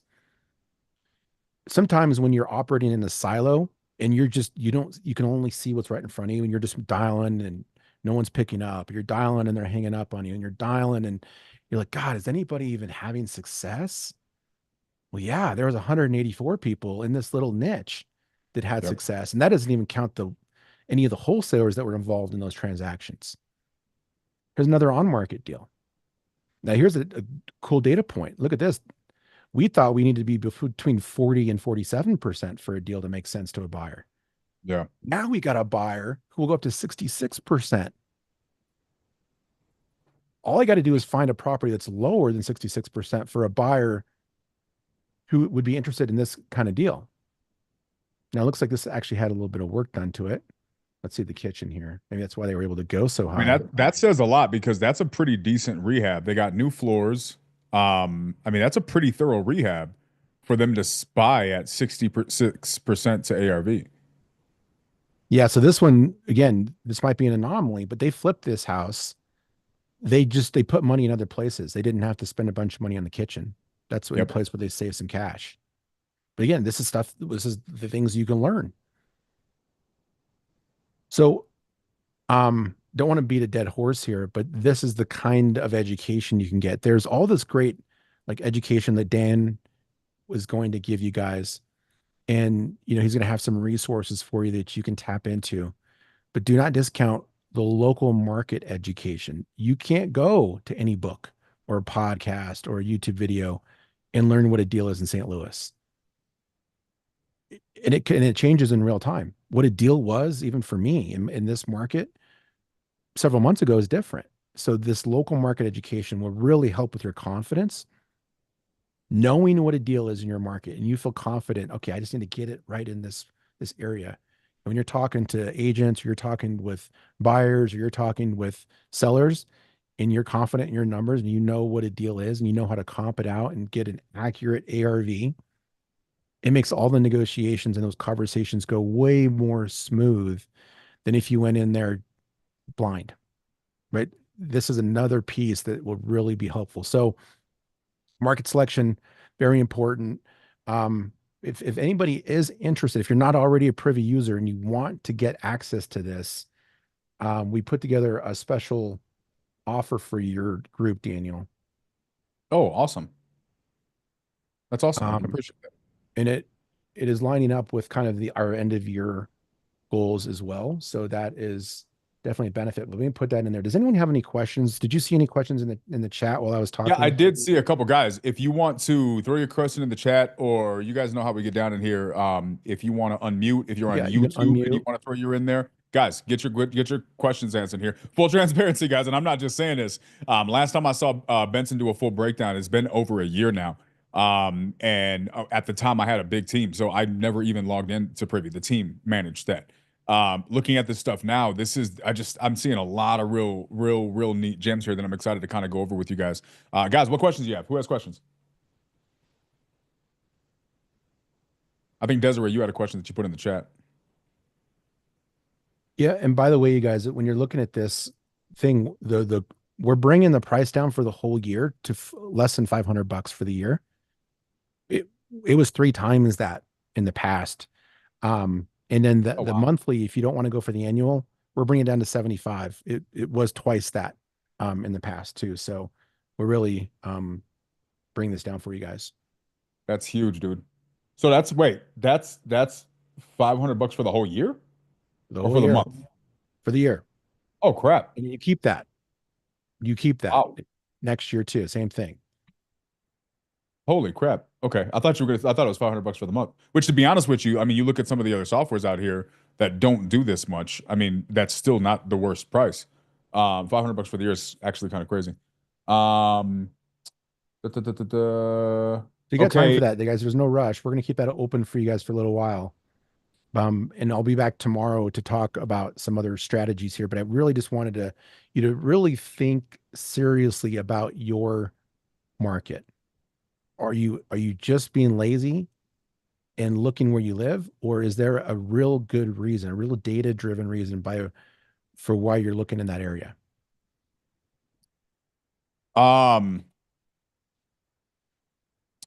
So Jack has a question in there. He said, how much is Privy focusing on gathering off-market data for people not dealing with agents only? I know agents are a big focus for you guys, but for someone who's working with direct to seller, how can they leverage this? I mean, I see a bunch of examples of how they could do that, but I guess if you want to tackle that question. Yeah. Well, there's multiple different things here, right? So when you're doing, let's say you are off market and you're just going direct to seller, market selection is going to be crucial for you because you don't want to go and spend money, time, effort.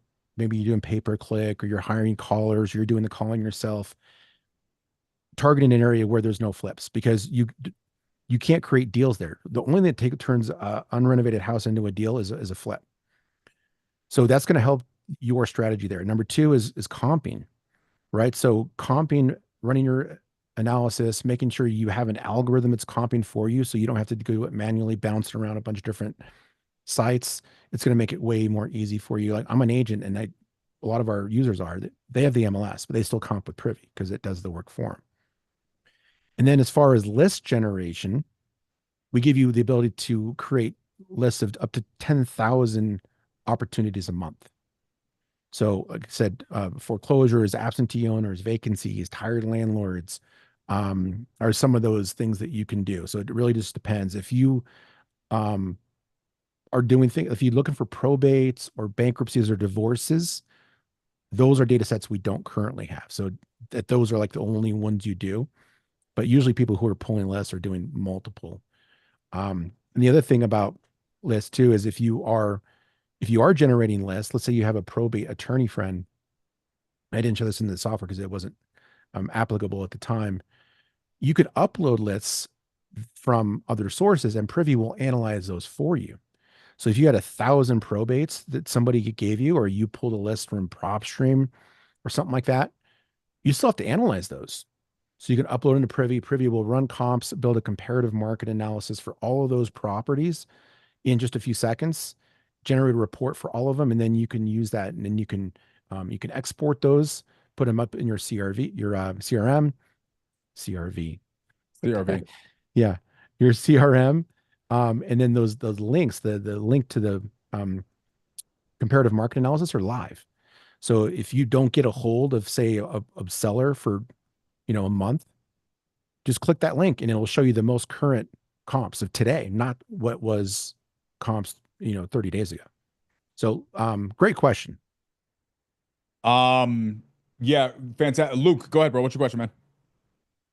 Yeah, Benson, thanks for kind of hosting this for us today as well. My question is, so I am a licensed agent now. For my market specifically, what is the use case for an agent using Privy? I know you mentioned the comps. Is there anything else that you've seen agents kind of utilize it for that really kind of helps separate it versus just using like the MLS?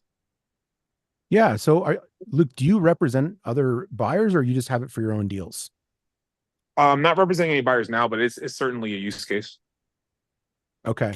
So if you are an agent and you are looking for potentially working with other clients, you may have noticed in the system, we display agents, our agent users get free leads.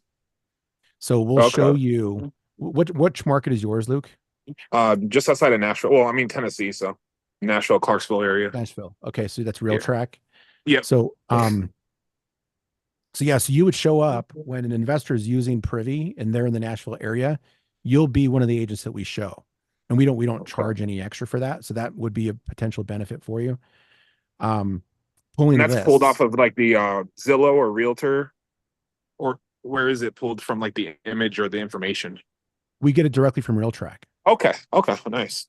Yeah, it's the same data. We've got a direct data feed. That's when I started the presentation on the map. All those blue areas is where we have direct to MLS. Yeah. So it isn't like the exact same that you would have in the MLS because you can't list a property on the MLS through Privy. Right. You have to do that through your own. But like comping lead lists for listings. Let's say you wanted to do a campaign and see if landlords or absentee owners wanted to list their house with you. You could pull 10,000 per month from Privy for free. Yeah. If you want to pull a list of foreclosures to see if they want to list their houses on the market, you could do that. Comping, you're going to have lots of your clients potentially who are going to try to bog you down with comping. You could comp properties out in seconds. You can upload lists. So there's lots of opportunities there for agents, and a lot of it's just efficiency. Mhm. 10 years ago, when we built Privy, we built it to use in-house in our real estate business. We never intended on selling it. We just knew that we were spending so much time comping properties out, tracking market, all that manual and tedious work was bogging us down from doing money-making activities. Really just allows you to leverage your time more efficiently and get on more conversations, basically. Yeah. I mean, technology on the whole, that's really what it's about. Data, technology, automation is about preserving your most valuable resource, which is time. I appreciate it. No, that makes sense for me. You got it. Yeah, doing a CMA automatically within a couple of seconds is crazy. Oh yeah. That's super effective. Yeah, Kate says she's Privy and she's an agent. And it makes it streamlines it for her. So thanks for that, Kate. Now, one question I had, Benson, I saw obviously you referenced all of those blue numbers. The blue number is a reflection of how many deals are being done in an area. That's over how long of a period of time? It's 12 months. It's a rolling 12-month window. Gotcha. Oh, that's huge. So that's just the amount of transactions that's happened in the previous 12 months. And that's editable too. So in the button I clicked when I first started that filter, 12 month is the default filter. But if you wanted to see the last 3 months, you just go into the filter and you adjust it. And you can really dial it in for really recent transactions. It's up to you. When I'm looking at investor activity, I'm looking at like the whole of the market. But if you have a use case the way you're just thinking, okay, I just want buyers that have transacted in the last 3 months, you could create that filter. You could just modify it.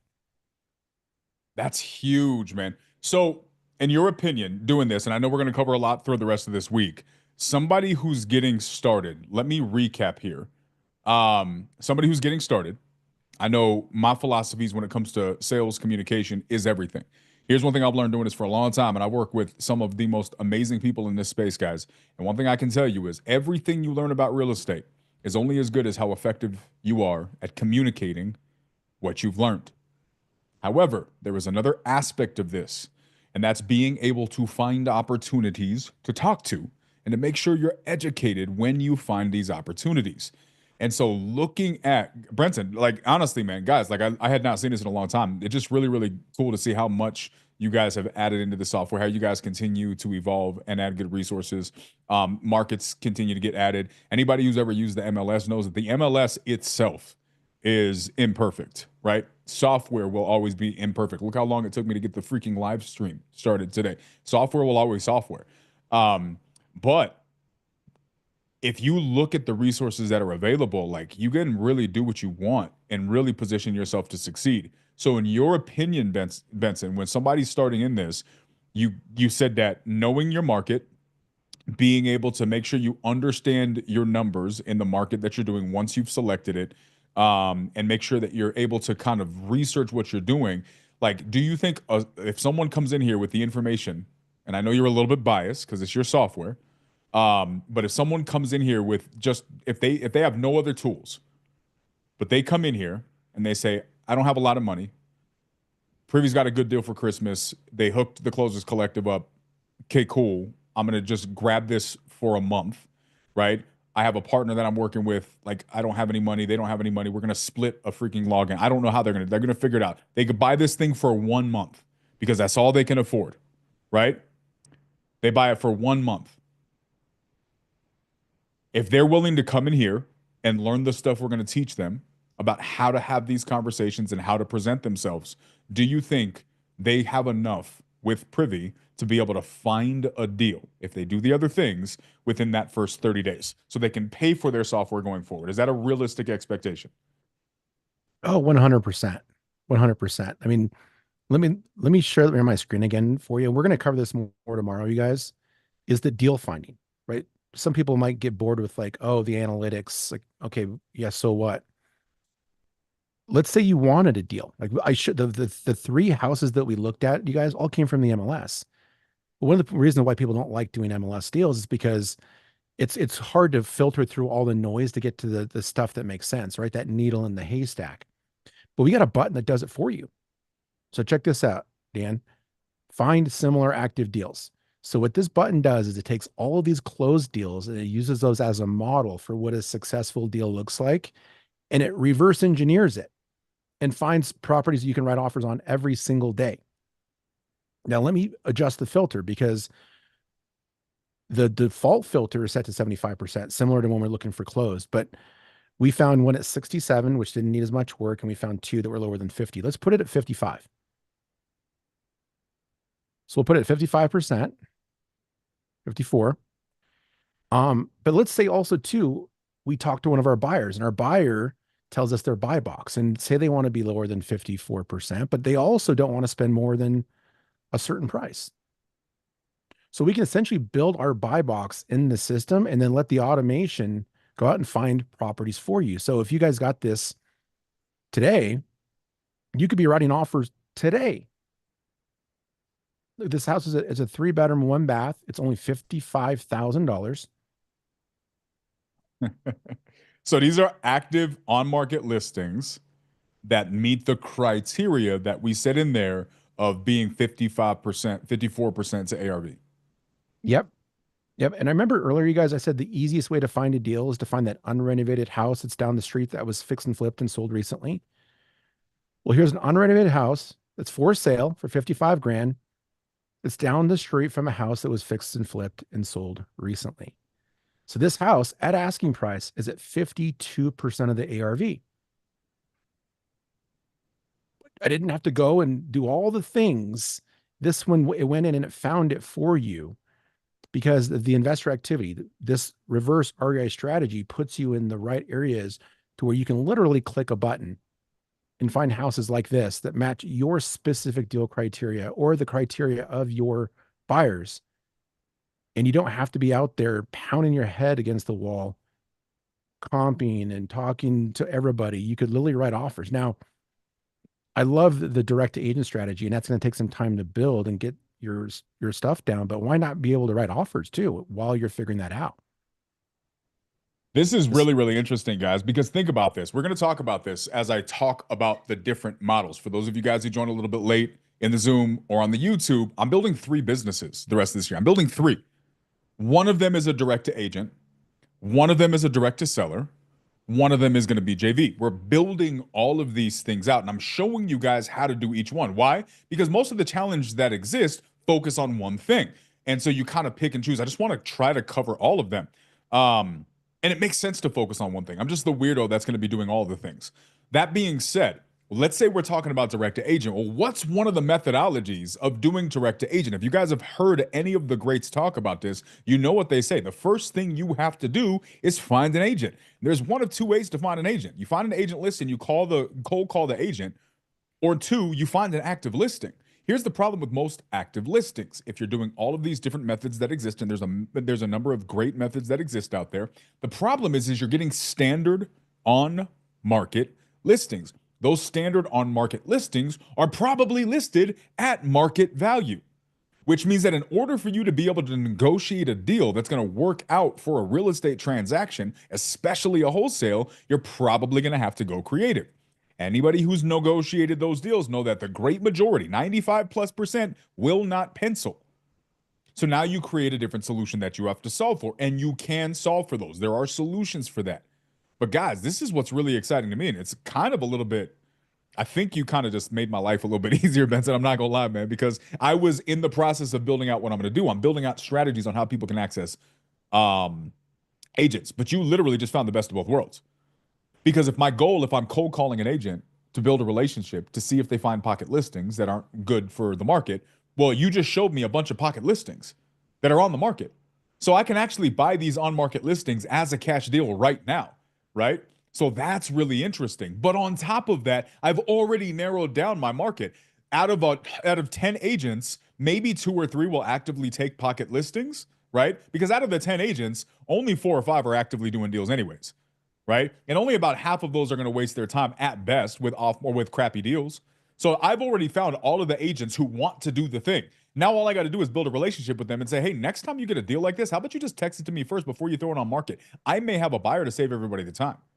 Oh, by the way, maybe you could represent both sides of the deal, right? So now you're getting interesting. We'll talk about what this means, guys, and how you can do that. But no, Benson, this is super exciting, man. That in and of itself. So talk to us a little bit about tomorrow. What are we going to be covering tomorrow so that people can kind of come up with a to-do list? Obviously, guys, we're not ending right now. Benson's going to be, he's finished with his portion. I'm going to go over a couple of more things. Tomorrow, Benson's going to come back. He's also going to be back here on Thursday. We're going to be covering different things. But again, guys, I am going to be building 3 businesses from scratch, and I want to give you guys every piece of resource that I am going to be using to accomplish this so you can do the same thing. And if you're starting from scratch, if you haven't gotten any deals, we're going to get those deals together. If I got to call your seller for you, I'm happy to do that. We're going to be working on getting you guys deals, but maybe you guys already have gotten a couple of deals. You just want to turbocharge what you're doing. This is what we're putting together, and we're going to be doing it from direct to agent, direct to seller, all the things. So Benson, what are we looking forward to tomorrow?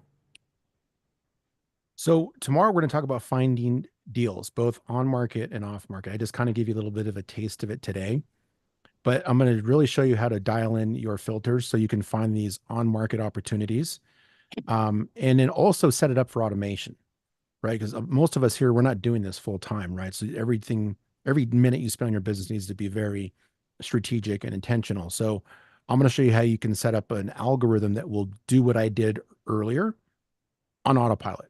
So when you can set it and forget it, and then you can go do all the things. And then when these deals that are at 50% of the ARV or whatever you choose come about, it'll just send you an alert. And then you can just look at that one. So you're not in the system all day, right? So I'll show you guys how to do that. And then on Thursday, we're going to talk more about running your numbers on all your deals, regardless of where you find them. So, some standard comping practices, how to leverage our comping algorithm, how to massage it in case you got a unique house that doesn't have a lot of similar properties to use for comping. And then some of the disposition strategies, or just we'll say exit strategies. So if you're looking on wholesaling, how to find the best buyers, how to build that list, how to have conversations with them, and then also how to use the comparative market analysis data to turn those cold calls into warm calls. And we can even do a couple so like role playing scenarios with that, Daniel, on how to use that data to have better conversations. I love that. Benson, you have been an agent for 20 years. You've had this software. You built it for yourself. You started selling it. You've worked with tens of thousands of investors.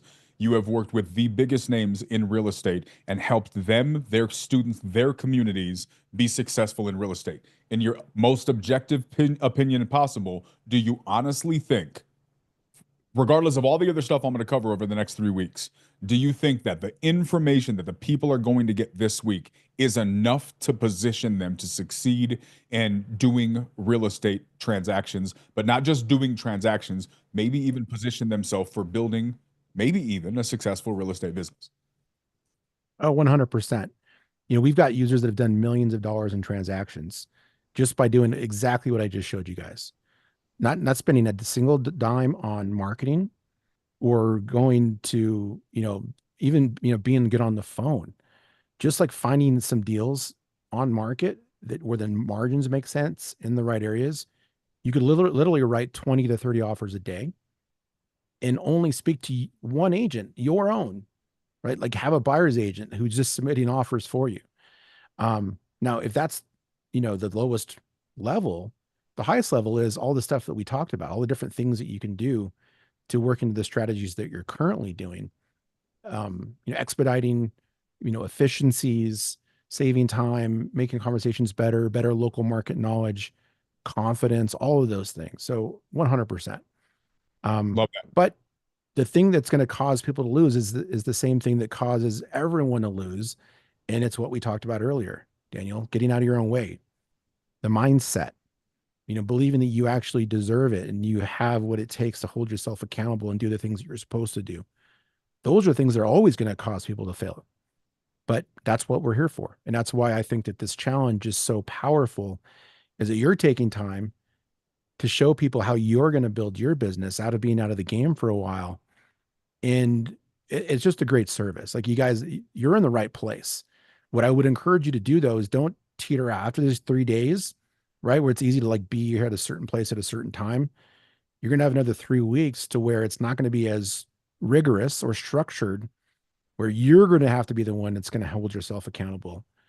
And get on a call with Dan 3 weeks from now, and he's gonna be like, "What the hell you been doing?" He's gonna give you some tough love. 100%. Anybody who's in this Zoom, who's in one of my communities, knows I do not shy away from the tough love, because the reality is that's what we need, right? If it was easy, all of us would be doing it. Normally, it's just that hard conversation that that we're not willing to have with ourselves that makes the biggest difference. Benson, I am really, really excited for this week, man. I was excited last week when we discussed doing this. I am even more excited now after seeing what you put together, dude. Thank you very, very much for making this promotion You're available for welcome. the community and giving them the resources, man. Thanks for taking the time. I think this is going to be a good week. I'm excited to give everybody what they need. Oh, amazing. It's my pleasure. And thank you. Thank you everybody for being here and all the kind words. And I'm just really looking forward to supporting you and the group, and can't wait to see how this challenge plays out. It's gonna be fun. Okay. Looking forward All to right, it. guys. Benson, thank you so much. See you tomorrow, man. See you everyone. All right, y'all. That's actually pretty cool. I always knew that Privy was a dope software. I didn't know that they could do all of that. That actually makes things a lot easier. Jack, what you got, dog? No, I was gonna let you finish up. I just wanted to make sure that my hand got raised before we moved on to something else. Okay, we'll do it. Yeah, a couple of things, guys. So, one, obviously, we're gonna wrap up today. The purpose of this week is to give you guys all of the resources you need to lock up deals, to be able to get yourself in a position to actually close deals, right? Now, if you're in one of my communities, guys, for those of you guys who are watching on YouTube, in case you guys didn't know, I'm streaming to multiple places. You guys can't see because of the way that this is being shown. YouTube randomly selects who is shown on YouTube. But I got a bunch of people inside of Zoom. I got a bunch of people inside of YouTube. We got people on either platform. The people who are in the Zoom are the people who are in one of my communities, right? Whether they're in my main community, which is the, it's a little bit more expensive. You buy, you get in for your life, or I have a smaller, less expensive monthly community. It's on school. It's a school community, just so people kind of get their foot in the door. Those are the people who are in Zoom. The main difference is they're going to be able to be here live, asking questions. We're going to be JVing together, doing deals together. But I wanted to take the information that I'm going to be putting out here and give it away for free to anybody who watches. So guys, we are putting together a lot of information in this challenge. I'm telling you guys, there will be more than you could possibly imagine to position yourself to win in real estate. That is my goal with this challenge. Now, that being said, information is not enough. There's more that you need apart from information, and it's also accountability. It's also help.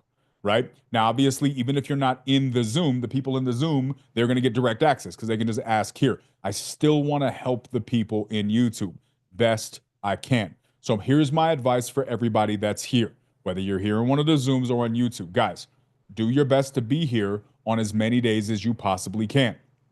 Please, because when you get here, we're going to be able to cover the appropriate information for your next step. If you miss a certain part, and then you come back and you're asking questions, we missed it, we'll do our best to recap, but it's going to be a little bit difficult. So I would highly encourage you guys to be here as much as you can. Number two, ask questions. Because if you have something that you need to know, and if you miss something, you got to let us know. I want to try to fill in as many gaps as possible because, guys, one of the things I've seen with all of the people I've worked with in this industry, again, we're talking about tens of thousands of people, guys. This is not an exaggeration. If you guys have known me for any period of time, you know this is not an exaggeration. If you guys have known me for a period of time, you have probably been in a Zoom that I've run that had 200-300 people in there for hours, and what we were doing is talking about how to close real estate transactions. So, but one of the things I've seen in all of the years is how is it possible we got 200-300+ people sitting in a Zoom for 4 hours learning everything they could possibly learn about how to do a real estate transaction, and they still aren't closing deals? Why? How is that happening? Well, I can't control what you do with your life. I can't control how you take action. But what I can tell you is to the extent that it is in my power, if you are involved in this challenge and you are actively participating in this challenge, I will do everything I can to make sure that you are not left behind. I want you to win, guys. I want you to close deals. I want you to make money. I want you to change the trajectory that you are currently on. If you are closing deals but want to close more, I believe that what we're going to share in this challenge will help. People who are in my community are living testaments to that fact. I think we can share this with you too. But if you've been in this business for any period of time, Boaz was just sharing this. He's been in this business for 3 months. He's been in my community for 2 weeks, and he just got his third property under contract in that short period of time. Guys, whether you're just brand new or you've been here for a long time, there are people who are in this community as well who just joined. I will not name names, but there is more than one person in this Zoom who just joined my community who have been in this industry for a long time, and they've gotten 0 deals. And here's the problem, guys. There's way too many people out here that match that description. And if to the extent that I can impact that, I want to change that. So if you guys are here, guys, let's close deals. Let's close deals, but let's actually do the thing. So that being said, guys, stay plugged in. Here's some of the things that we're going to do. Number one, I'm going to put together a Google Doc, and it's probably going to be unfancy, but it's going to be something that we're going to have because I want to track y'all's goals. I want to do my best to track your goals. So for those who just got here on YouTube, we've been doing this in my community for a little while now. We started this a while back internally. And we've been taking people's goals and we're holding them to do their best to accomplish the goals that they've set out to accomplish. So here's my request to you. If you are watching on YouTube, here's my question. I appreciate that. Thank you. Here's my question, guys. For those of you guys who are watching on YouTube, and because I'm going to ask you this, and I want you to be accountable. If you guys are watching this on YouTube, here's my question to you. Yes or no? If you participate in this challenge, do you want to close at least one real estate deal before the end of the year? Yes or no? I want to know how many people I have in YouTube that are going to be that are going to want to be held accountable. Let's go. Appreciate you, Bumpkin. So we got 1 yes. Who else we got? I want to see. Problem with YouTube is you never know. Half the time I watch YouTube, I'm watching it on my TV. So I can't comment. Actually, 90% of the time I watch YouTube, I watch it on my TV. So I can't actually comment. Okay, we got 2 hell yeses. All right. So we got a handful of people. Aramis, what's up? Appreciate you. Okay, yes. Okay, here's the next question, because I'm going to hold you guys accountable. How many deals are you looking to get? Lori, how are you? Kevin, what's going on, man? So we got a bunch of yeses. Tina, how are you? Okay. If you get a deal on this challenge, you're joining the Closers Collective. I appreciate you. Would love to have you. But whether you do or not, I still want you to get deals. I still want you to get deals. Okay, so we got a bunch of yeses. How many of you guys have a number? Is it just one? Even if it's just one, somebody put a number in the chat. I don't care if it's just one. How many deals do you want to get before the end of the year? And I'm doing this for a reason, guys, because I don't want this to be another thing where like, oh, I'm going to get plugged in and I'm going to do the things. And then you just slowly trickle away on YouTube and nothing ever happens, right? I don't want anybody falling to the wayside here. I don't want anybody falling through the cracks. Josh says 1. I appreciate it. Who else? Let's get some more numbers, guys. 1 within the next month. Alana, what up, lady? Joel said ASAP. Giovanna, in your honest opinion, you've been around the fam for a little while now.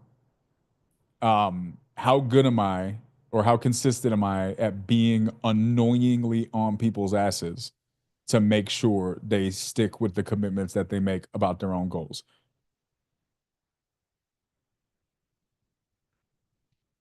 I mean, you're on top of it. As long as we're here, you're keeping us accountable, which is good. And it helps to keep us on track to our goals. Okay. All right. Now, okay, Lori says 2. Cordell says yes. Joel says 2, realistically 1. Kevin says 1. I like it, guys. I like it. Okay. Harris, appreciate you. All right, guys. So here's another question in the chat. How many of you guys have already selected your model? If you have, right? So here's the question. Have you selected your model? If you have selected your model, like direct to agent, direct to seller, JV, these are going to be the 3 things I'm going to be focusing on teaching throughout the duration of this challenge, right? Now, this is why I'm taking this approach, because if you guys are brand new and you want to go the direct to agent, I'm going to show you guys how to build a direct to agent business because I'm going to be doing that as well. But maybe you want to try something different. Maybe you want to go direct to seller. Maybe you want to build a JV business. I'm going to be showing how to do all of these things, the appropriate resources to accomplish all of these things. So let me know in the chat if you are going to be doing this. If you don't know, say not sure yet. If that's totally fine. If you're not sure, say I'm not sure. We got a couple direct to agents. We got a JV. If you're not sure, say I'm not sure. Because what I'm going to do, guys, is I'm actually going to create a sheet and I'm going to actually go to these comments and we are going to copy down y'all's goals, right? If it's not today, it's tomorrow. I'm going to take this Google sheet and I'm going to make sure that we have all of your guys' goals that's in here that's tracked so that way we can make sure that we hold you guys accountable. And if you guys go into the witness protection program and this is the last YouTube video that you watch, I can make fun of you publicly for saying you wanted to make a bunch of money before the end of the year and then you disappeared. Because sometimes public chastisement is all you need to make yourself stick to your goals. This is why Jack's so successful, because I make fun of him as much as humanly possible. Like, what kind of dude shows up to a Zoom like this, looking like he just came from a grease set, wearing a tank top? Jack, you ain't got no clothes in your house, bro? Clothes and plates, man. Clothes and plates. Guys, we have seen Jack eats multiple times on any given Zoom, multiple times. One time I have seen this man eat off a plate, and I'm pretty positive it was a takeout dish, right? Allegedly. Allegedly. So our goal, if we succeed in this challenge, y'all, not only are we going to help Jack close deals, we're going to help him buy plates and clothing. That's going to be our goal. Plates and clothing. Virginia, you know you on my list, right? Yes, Okay. Are you cool with being on my list? I am. Yep. Okay.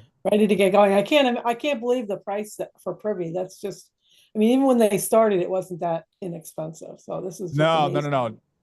That's a crazy deal. That's a crazy deal. I'm really excited that he did that for us.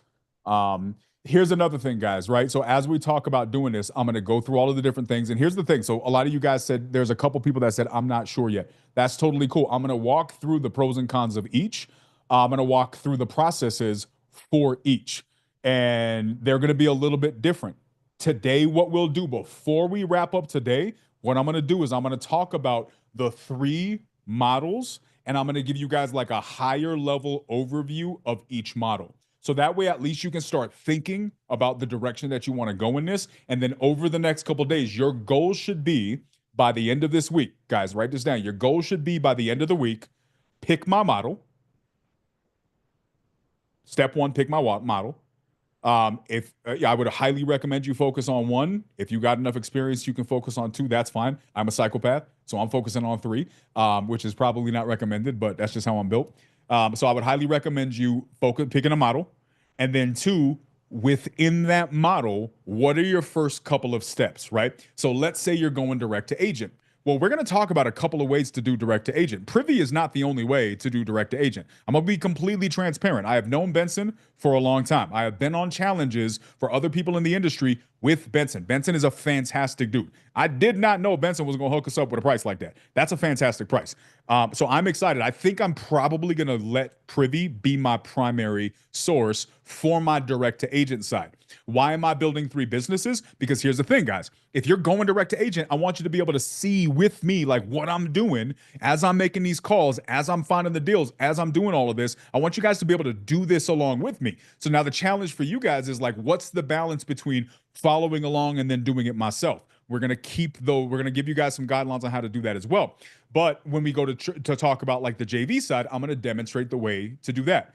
The way you can organize that. How do you stay in contact? How do you provide value? How do you know your role? What is your strength? What's your skill set in that? These are going to be the things that we're going to be working through over these next couple of days. But let me say this, guys. One of the reasons I'm doing this the way I'm doing it, there are a lot of really, really cool resources in this industry. A lot of really, really cool ones. Problem is, you can find yourself spending $2,000, $3,000, $4,000, $5,000 a month. Easy trying to build a real estate business. And that's an entry level fee, right? But my guess is a lot of us don't have an extra $4,000, $5,000 a month to spend on real estate stuff, right? So my goal is to not only demonstrate how to build these businesses, but I want to do it for as little cost as possible, right? How many of you guys, just be honest, right? You ain't got to share a screenshot of your bank statement. How many of you guys would like it if you could build a successful business in this challenge without having to spend a ton of money every month? Would that be a benefit to people? Right? Yes or no? If you have a bigger budget, also let me know. The reason why I'm asking this question is because if you have a big budget, if you're like, no, I have $5,000 or $10,000 a month that I can spend in marketing, let me know, because I want to make sure I'm appropriately directing you guys to the resources that will help you in that fashion. I can help you guys if you want to build a business spending $5,000 or $10,000 a month. There is a way to do it, and you can do it well. There are many people in this business who are doing extremely well, making $500,000 a month, $200,000 a month, $300,000 a month, but they're also spending $10,000, $20,000, $30,000, $40,000 a month. I can show you guys how to do that. I can connect you with the people who will get you started on that path. But if that's not you, which is not what I'm building in this challenge, I want to make sure that we're showing you guys the way to do this as inexpensively as possible. Does that make sense? Okay. Joel said I had to do it with zero money. Maybe some of you ask your dad. I respect that, Joel. I respect that. All right, guys. Guys, if you guys got a budget, you're like, I got 5, 10 grand, 10 grand. There's going to be a lot of people who might. Shoot me a message. Shoot me a DM on Instagram. Shoot me a message here. I will connect you with some people that'll get you some more advanced marketing options. I will let you know how to do that. For the sake of this challenge, we're going discount. We duct tape in a real estate business together. That's what we're doing. From the hood, ghetto. How to build a ghetto real estate business. I'm kidding. That's not what we're doing. But we are going to do it on a budget because I think it's possible to do it on a budget. And that's one of the things I'm excited about with what Benson did for that Privy, because that's $75 a month. And if you can do the whole year, $500 for the year is crazy. That's a really, really good deal for a whole year with that software. If you guys saw what it could do. So I'm going to probably be using Privy for a lot of what I'm going to do, but I'll show you guys some resources on how to just go to Zillow, right? And some free resources if free is a preferred option for you guys. So we're going to be going through all of that. All right.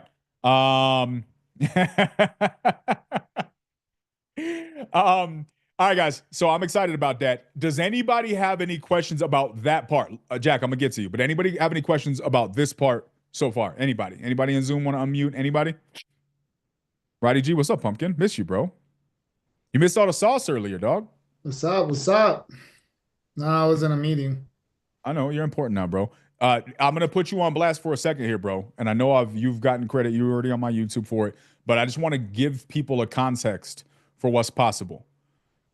3-4 a couple months ago, before you joined my community, there was a season in your real estate journey where you have said publicly multiple times you were struggling. You were thinking about giving up. Yes or no? Yeah. Okay. Guys, I want you guys to listen to this, right? How many of you have been in this industry and have thought about quitting, thought about giving up because you weren't doing what you had hoped you would accomplish? Rodolfo, that was you at some point, correct? Yeah. Yes, sir. Okay.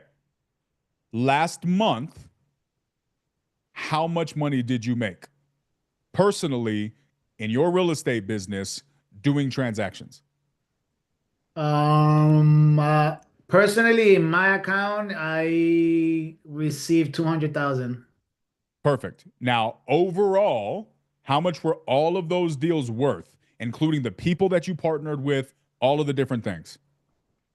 Just last month? Yeah, just last month. Just last month. 300. It was a little bit over 300.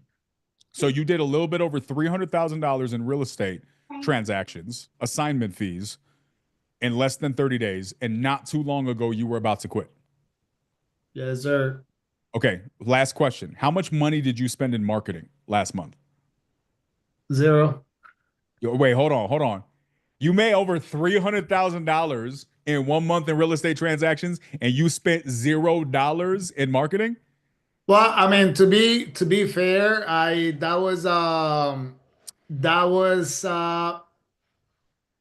honestly, for that list, I made like I probably invested like $400 for that list, and that was back in April.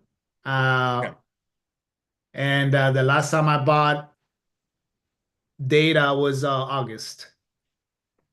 Wait, You bought data in April and then closed over $300,000 in November. Yeah. No, you can't do that, Rodolfo. You can't do that, bro. You have to have new data every second. The data has to be less than 30 seconds old or it's trash. The leads are trash if it's older 30 seconds, right?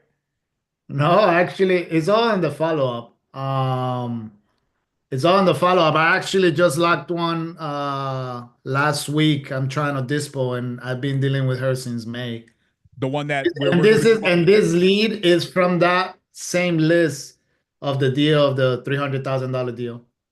Interesting. Now, Rodolfo's already said it on my YouTube. The only reason he made that much money is because he knows me. And he makes me send him inspirational voice clips before he goes to bed at night. It's a little bit weird, but hey, you know what I mean? I got to help where I can. No, here's the thing, guys. One thing I am not going to do here. One thing I'm not going to do. If you guys know me at any point, I'm not good at posturing. I'm not good at faking it. I'm really, really not.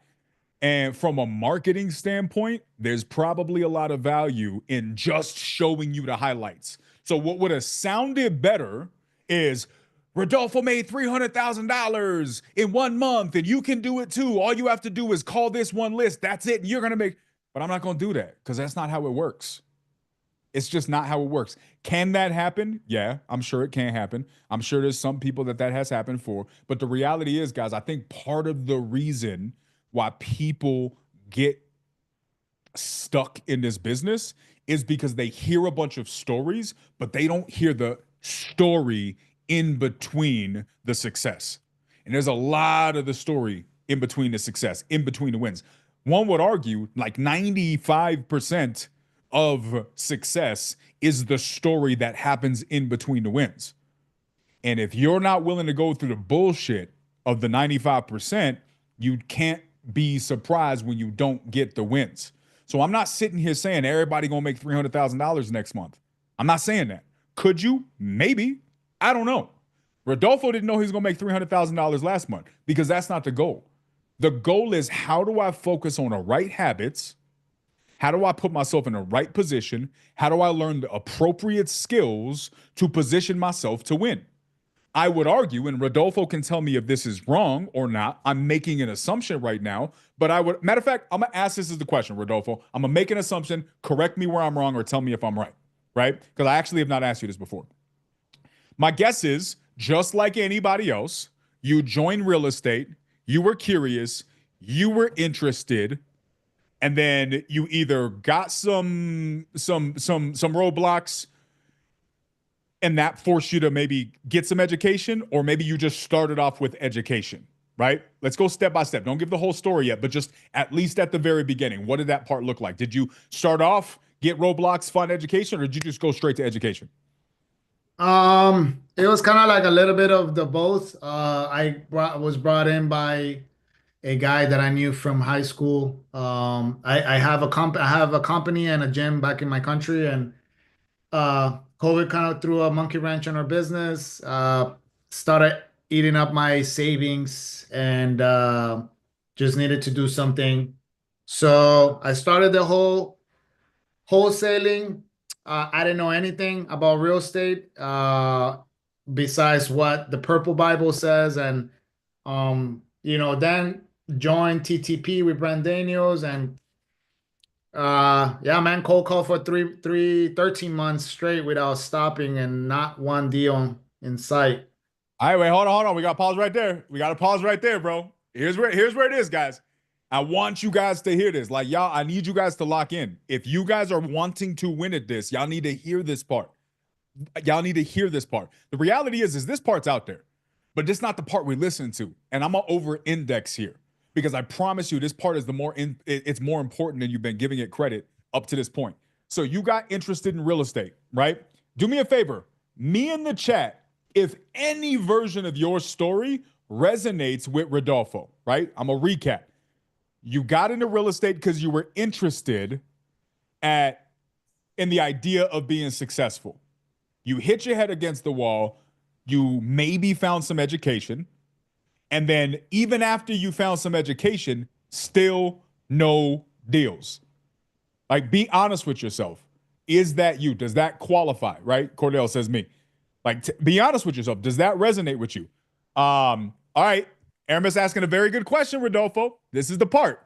I don't know how long Aramis has been watching this, but this is the questions that need to be addressed. This is why we're talking about this, y'all. And I'm gonna spend a couple of minutes here because it's important. It's more important than you realize.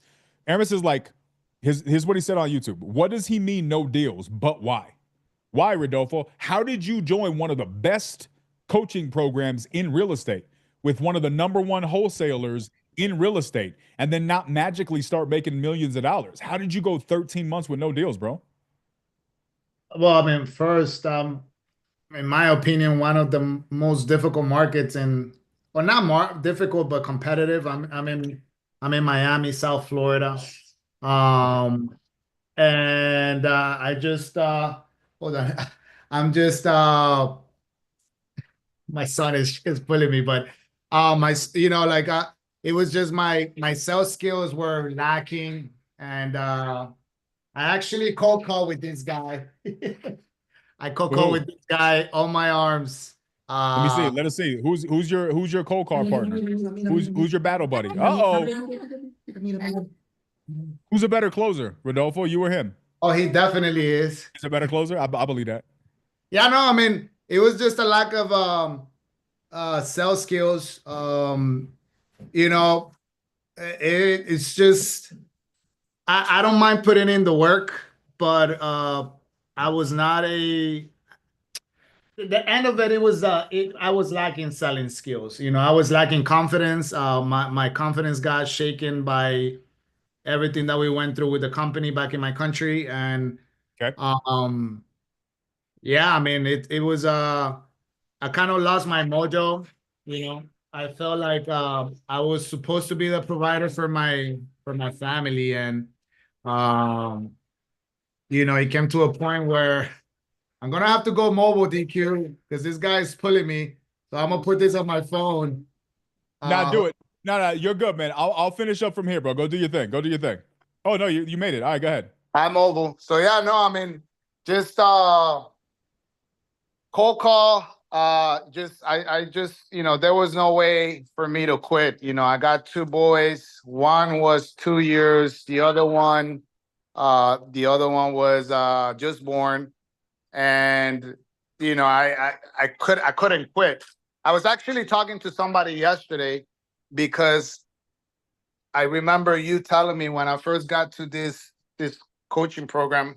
I mean, before I got to it, I had already I had 4 deals, but just having the confidence from my family, and yeah, it just helped a lot. Now I feel a lot confident. I feel like I got my mojo back. And I was actually thinking about that today because it's been kind of busy. I'm trying to close 2 deals that I have right now on the contract, and I'm like, man, I love this.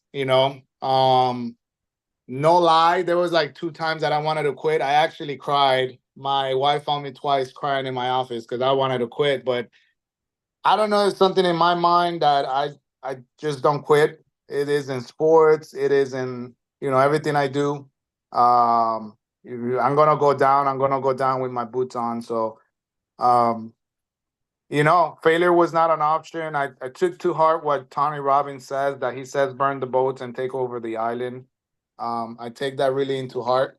And yeah, I mean, the rest is history, little by little is starting to trickle into my CRM, more opportunities.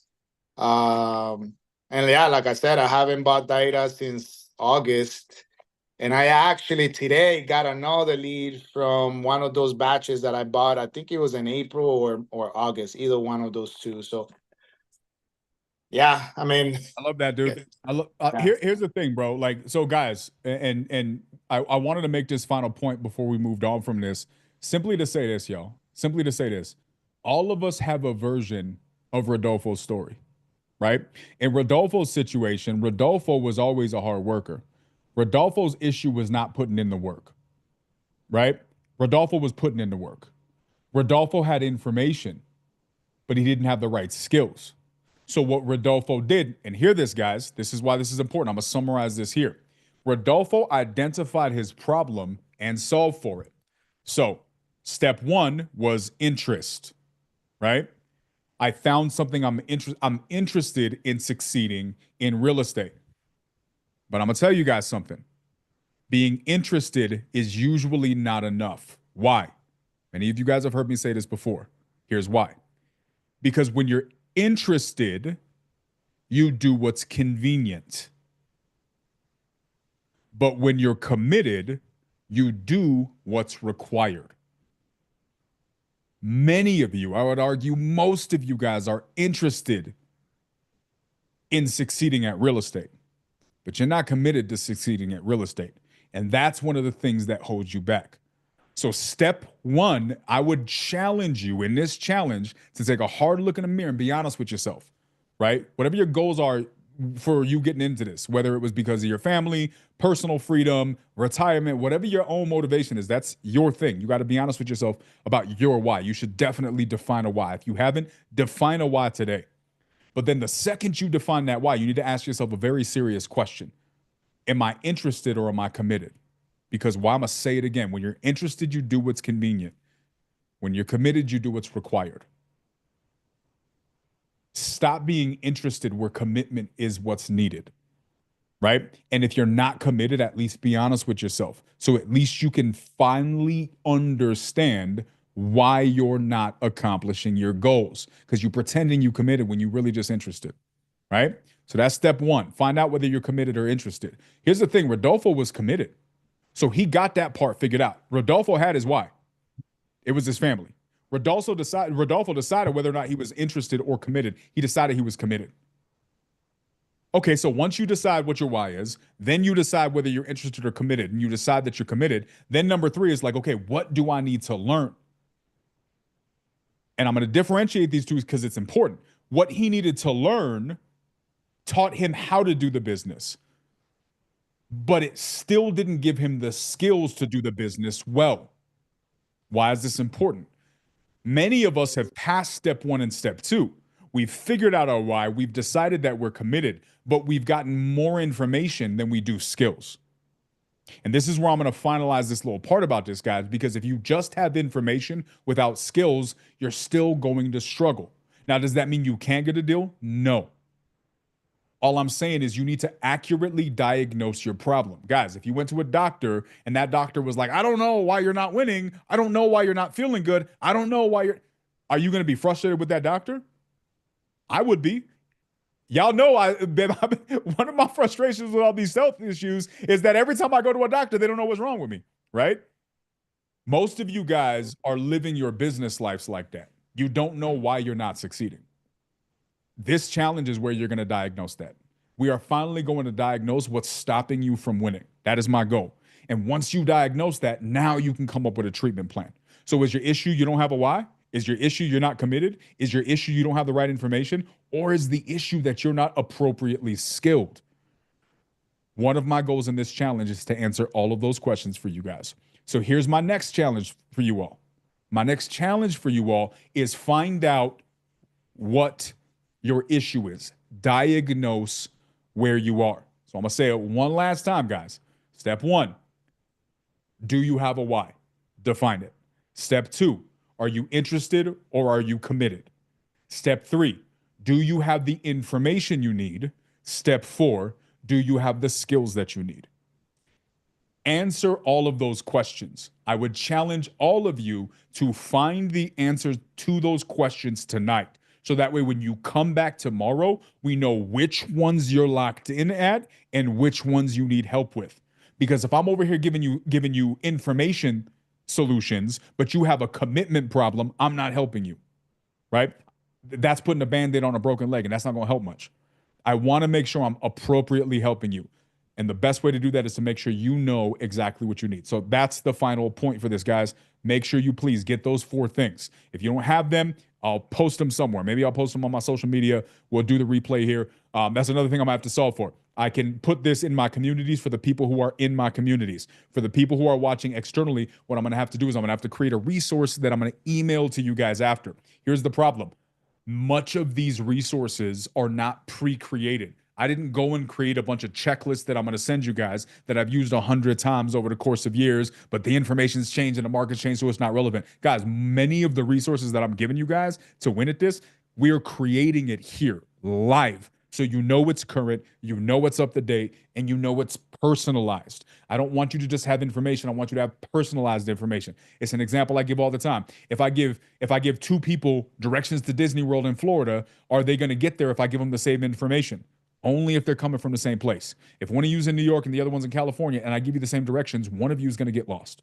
Or maybe both of you is going to get lost. Part of making sure that the directions you have get you to your destination is making sure that the directions factor where you're coming from. Guys, figure out where you're coming from. Figure that out today. And the way you figure that out is by answering those 4 questions. Is that fair? Everybody on board with that? Everybody on board with that? Anybody who's not on board with that? Anybody who thinks I'm just dumb? Somebody gonna DM me that I'm dumb. Look, Al, don't even make that face, bro. I was about to tell me that I'm dumb. All right, guys, there you go. So that's what you guys need to make sure that you come prepared with. All right? Okay. Now, I'm telling y'all, if you guys lose, it's because you ain't plug in. That's my opinion, right? My goal is if you guys actually plug into this, I'm going to do everything in my power to make y'all win. I'm going to force y'all to a deal if I can. That is my goal. I don't know if I can do it, but I'm going to do everything in my power to give you guys a position, what you need to accomplish that. All right. So that being said, all of that stuff's done. Okay. Now let's close up with giving you guys what you're going to need to get started. Let's talk about the business models so you guys can start thinking about which one you want to do. Do you need to make this decision tonight? I don't think you need to make this decision tonight. Maybe you listen for the next couple of days, but maybe at least this gives you something to think about. All right? Okay. So let's talk about direct to agent, JV, and direct to seller. I'm going to give you guys a little bit of details on this. Again, a lot of this stuff I'm giving verbally, which is why it's important that you take your own notes. Make sure you come back and watch the replays. Make sure you do this because that's going to be helpful. However, I am going to, as we build this out, we're going to give you guys documents that you can use as takeaways so you guys can make sure that you guys have this written down. But you guys are grown, most of you, so you should be able to take your own notes in the process. Okay, step number 1. What is direct to agent for anybody who doesn't know? Somebody I want to hear people's opinions. Guys, in the chat, what's direct to agent? What does that mean? Let's make sure everybody understands. How do you build a direct to agent business? I want to see what people say in the chat. I want to get a couple people's opinions. I'm going to ask a couple people in here too. Virginia. Every time I hear Virginia's name, you know what I think of? Have any of you guys seen the movie John Carter? Yes, it's a family favorite. I think the same thing. It is. You do? I'm not the only one? Yes. I think we're the only people that have seen that movie, but yes. Me and Kate always vibing, man. I appreciate you. Yeah, John Carter, I agree with you. John Carter is just an oddly great movie. I don't know why I like that movie so much. And it takes place in the same part of Arizona that I live in. So that wasn't actually filmed on Mars? Maybe I will find the cave that he goes to. I hope you do. And if I don't see you jumping crazy, I'm going to be really disappointed. Yeah, so one of the things call him Virginia because he says he's from Virginia. And so they just assume his name's Virginia. It's actually pretty funny. Anyways, completely irrelevant. Virginia, explain to me in your position, your opinion, what is a direct to agent business model? How do you do it? You network with active real estate agents, and see, real estate agents are constantly networking and marketing to find houses to sell, and you need to find houses to sell. So what you do is you network with the agents and then get them to send you the houses before they list them, preferably the ones that are not ready to go or not good to go on market. Okay. Why would an agent who has access to the MLS, which allows them to blast it to I don't know what the number is, millions of buyers, why would they need Virginia Drew? Why would they need Kate Whitehead? Why would they need Jackie C? You're asking me this? I'm asking you this. Because, well, maybe owners don't want, they don't want to list their house. They don't want people tramping through. Maybe they have pets that'll be upset. Maybe they have, their house is a mess. They really don't want the hassles of putting their house on the market. Maybe their house needs work and they don't want to have to do the work before they sell it. Because if you get a retail buyer, they'll come in and they'll say, I want this, I want a concession for a new roof. I want, they have to fix these outlets and this stuff that has to get done before I'll buy it. They don't want to do that. Sometimes they owe too much on the house. They won't get enough that they'll even be able to pay the agent's commission. So they'll have to come to the table with money to close the house. Okay. Very good breakdown. Joel says building relationships with agents, calling on their listings, on their pocket listings, giving each other opportunities to do repeated deals. Build relationships with agents who continuously, I'm gonna feel bad, right? Because I don't know how many times I've been in probably 600 Zooms with this person, but I can still never pronounce her name properly. I don't know if it's Shauna or Shayna. I never get it right. I'm pretty sure it's Shauna. I'm going with Shauna.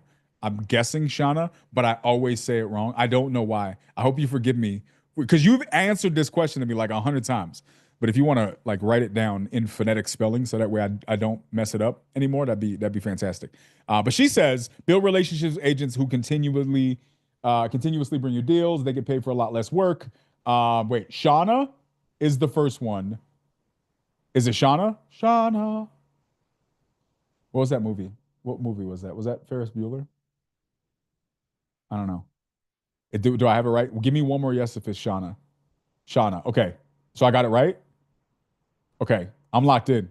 I think this is it. Shaw. No, I got you. Okay. I appreciate you. Finally, y'all. I got it. Okay. All right. She says you get paid for a lot less work. They can send you deal possibilities that may not work for traditional listings. Jack, let me get your opinion. Final opinion. And it's from Ferris Bueller. Okay, I was right. On what? Direct to agent? Yeah. Give me your opinion because I know you're doing a little bit of this too. I said calling agents, developing long-lasting relationships to get pocket listings and deals that you can both help each other with. So you help them move the deal, they help you supply the deal. I like it. Okay, now I have a question. I'm gonna ask this question. I really hope somebody has an answer for this because I'm dealing with people who have different levels of experience. I'm curious. We heard 3 people give 3 variations of this answer, most similar.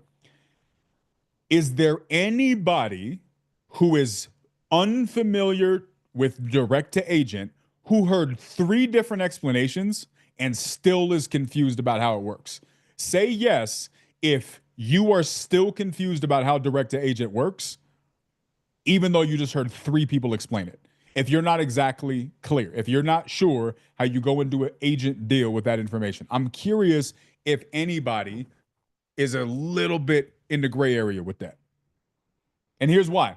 Because I think there's a lot of people who do this business who hear the information over and over again, but they still don't know what they don't know. And because they don't know, they get stuck. They have a hard time executing. Here we sit with the same problem. Okay, so let's talk about this. I'm going to go into a little bit more detail than what they did. Essentially, I agree with all of these answers.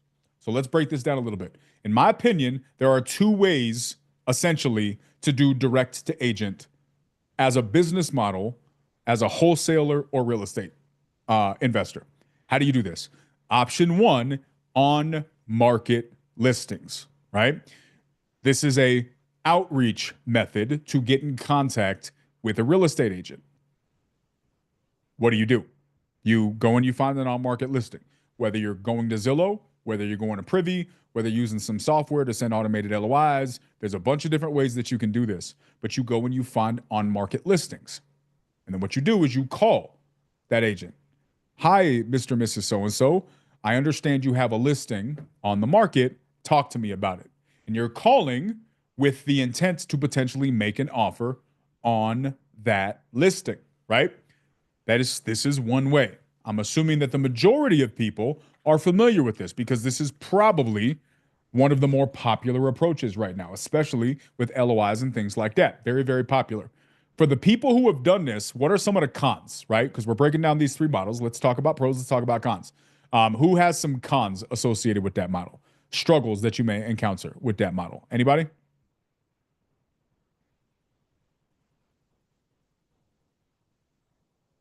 Extra person in the mix. Define extra person in the mix. Instead of going and negotiating with one person, you have to sell that one person to then go to the seller and sell it to them. Okay. So one of the issues is too many chefs, too many cooks in the kitchen. All right. Virginia, you've been doing direct to agent for a while, in so much that you quit doing direct to agent because ain't nobody got time for that. All right. What happened? Why? What were some of the struggles that you found with direct to agent? You're muted.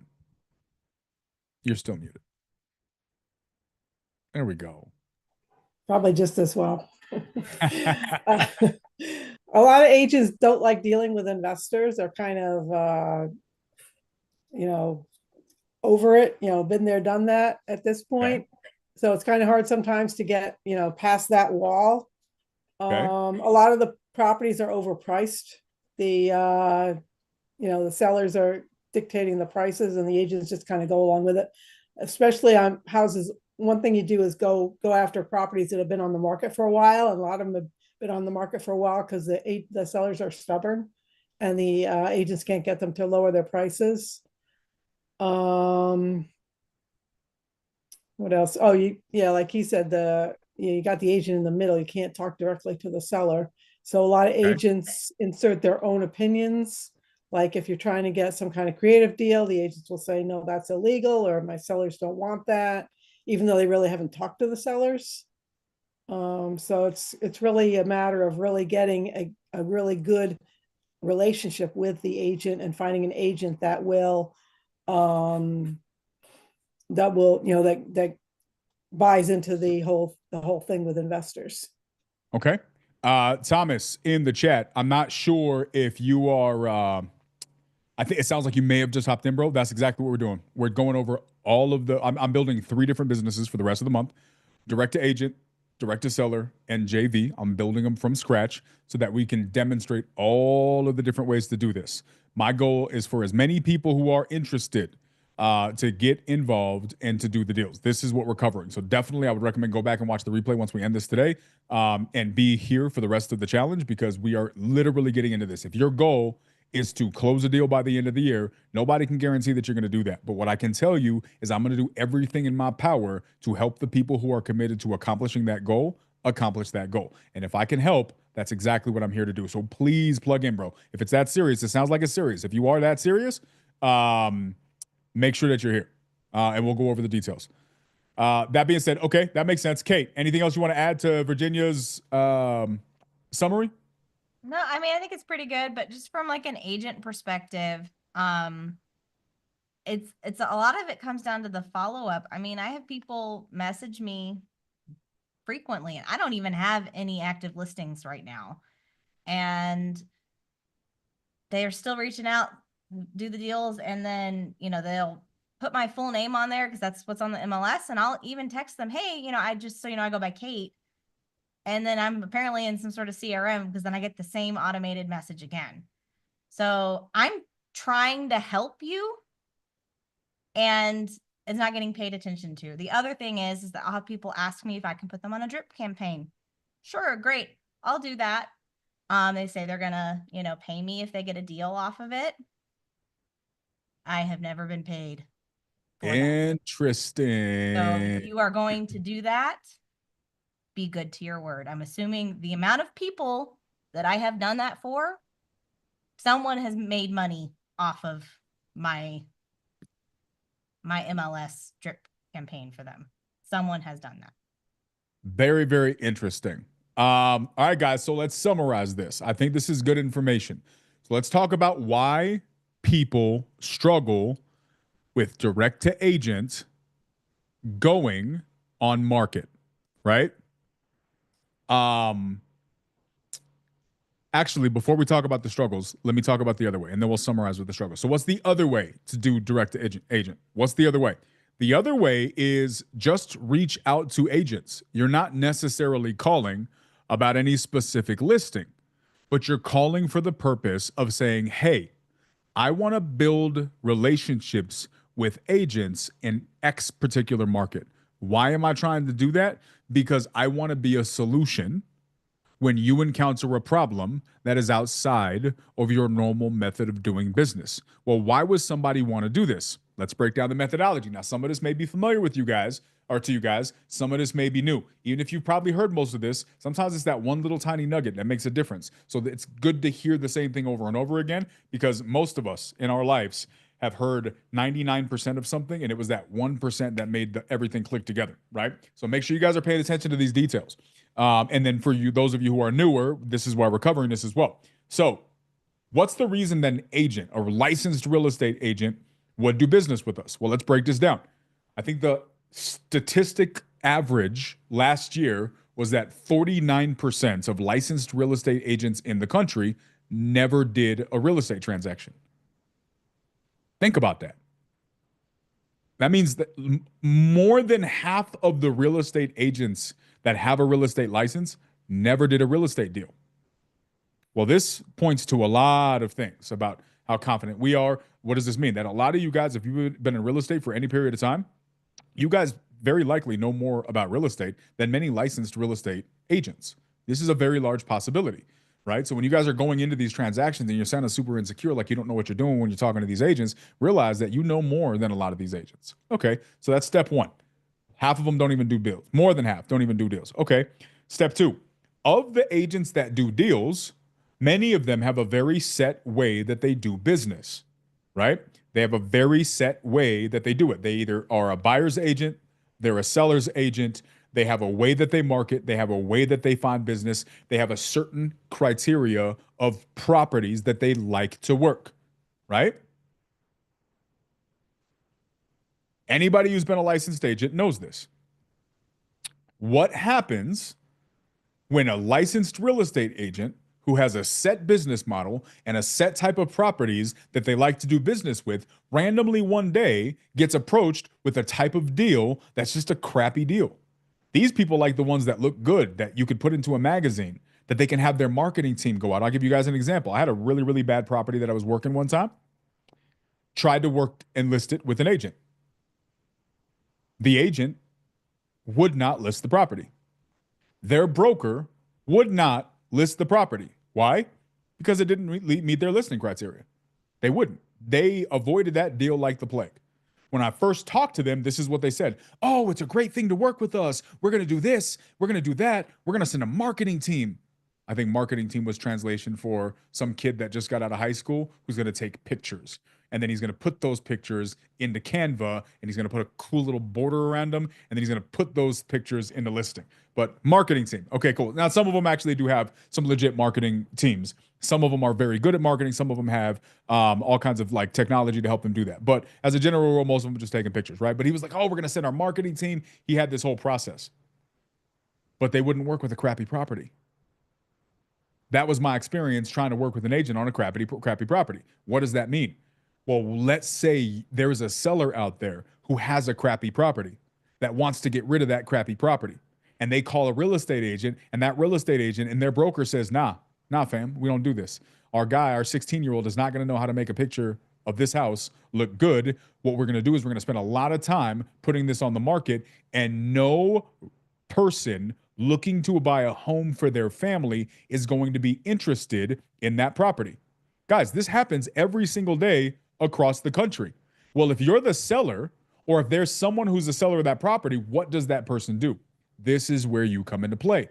This is why outreach to agents can become handy, because you can call the agent before that property comes across their desk, and you can say, hey, Kate, I understand you're a real estate agent. Looks like you are actively licensed in the city of X. Fantastic. Let me ask you this. I don't know what kind of business you normally do. And we'll go over about a script. This isn't the script. We'll work on what you guys will say. I'm just giving you guys some context right now. Do you ever come across just crappy deals that just don't work for you? That's just not something that you feel comfortable posting on the MLS, right? Kate, as an agent, have you ever come across those deals? Right? Yep. So Kate's come across those deals. In your experience, now, Kate, you're much more versatile than most active real estate agents.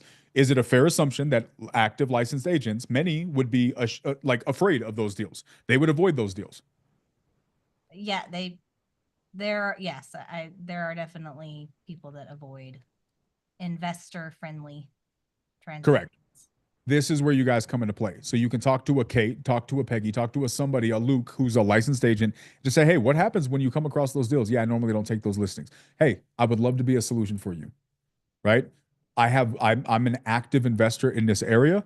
I have a network of fantastic fix and flippers and investors. I would love for you to send me those crappy deals when they come across your table, right? That is another approach. Reaching out to active agents, not about a specific listing, not, hey, I see this listing that you have here. Talk to me about it. What's going on? I'd like to make an offer. That's not the approach. The approach is, hey, I understand that you're a licensed agent in this area. Do you ever come across crappy properties? I'd love to be a resource so that you send those to me instead of walking away from the listing. Also, I'm not represented, so you can represent me on the buyer side if you'd like. Now you've given them an opportunity to solve a problem that they normally would avoid. What happens is that's a deal that they would avoid. Well, what happens if they get one of those a quarter, right? Maybe they only get 2 a year.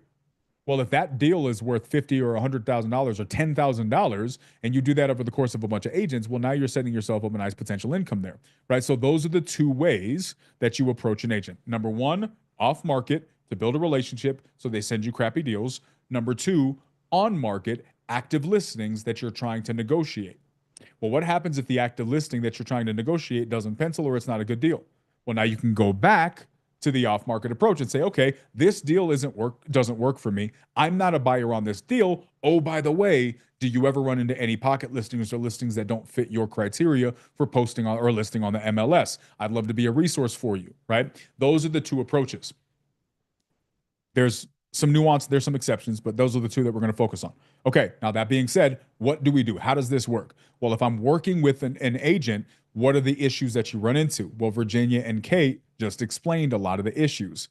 Number one, agents are getting a lot of phone calls right now from people who are doing a very poor job at conveying what I just described. Well, if you're a real estate agent, you're trying to find listings, or you're trying to sell listings, or you're trying to show listings. If you're an active real estate agent, how much time do you have for 30 calls a day from inexperienced wholesalers trying to do business with you? Probably not many. And then when those wholesalers call you with crappy scripts or a horrible demonstration of how those scripts are supposed to be deployed, what happens is the agent starts getting a wall up. And they start saying in their head, I don't like these calls. When it sounds like it's going to be another one of those calls, I'm going to walk away from that call because I'm not interested. Well, what does that mean? Does that mean you can't do business with them? No, that just means you have to learn how to sound different. How do you differentiate yourself from the other, maybe less skilled people that are out there so that instead of being another person with a horrible pitch, you're an actual viable, credible investor that they want to do business with? Well, Daniel, is that possible? Of course it's possible. Right? Go and listen to any of the amazing people who are doing this at a high level in our industry. They do it every day. They find new agents every day. They're doing tons of deals every single year, even in the midst of all of the people calling and having these conversations. What that tells us is this is possible. But so let's talk about the problems. One, you got to be able to differentiate yourself. There's noise. How do you sound different from the noise? Right? Number two, you have to be able to analyze deals so you know whether or not it's a good idea to make an offer on that property. If you don't know how to analyze deals, you're going to be making crappy offers that you can't follow through with. You know what that's going to do? That's going to piss the agents off. And guess what? They're not going to want to work with you anymore. So not only do you have to know how to communicate in a fashion that differentiates you, but you also have to be able to know your numbers so that way when you make an offer, your offer is a good offer that you can actually perform on. There's other things that go into that. We'll talk about that as we build this out. And then number three, follow-up. Many of us have heard the phrase, the fortune is in the follow-up. This is going to be huge when we're talking about direct to agent. Why? Because if you're not effectively following up, you're going through all of this effort to find agents that want to work with you. Imagine doing all of this effort to find an agent, differentiate yourself, get them to like you, get them to want to work with you, and then you never call them again. Because all of your focus is on finding new agents. The fortune's in the follow up, guys. So you have to create processes to follow up with them, because if they don't know you and they haven't done business with you, they have no reason to remember you. You have to make them remember you. You have to make them want to do business with you. And to Kate's point, Kate has been willing to work with a lot of investors. But how many of these investors actively follow up and do business with you, Kate? You just said none, right? Very, very, very few. Right? And this is the issue, guys. So the other thing is learn how to follow up. Make sure you have a process. Now, there are habits that you can develop for follow up. There are processes that you can use to follow up. There are systems, softwares that you can use to follow up. We will cover all of these things, right? So step one, we covered what are the methodologies to work with real estate agents? Two, what are the issues with working with real estate agents? We covered that as well. Well, three, what are the benefits of working to real estate agents or with real estate agents? Here's how I'll describe this. And I'm really trying to slow down because I don't want it to sound like I'm getting preachy. But I really want you guys to understand the importance of how you approach this business. Because if you approach it wrong, you can't be surprised when you get the wrong results. You have to approach it the right way. So this is the final point I'll say about working with agents. Guys,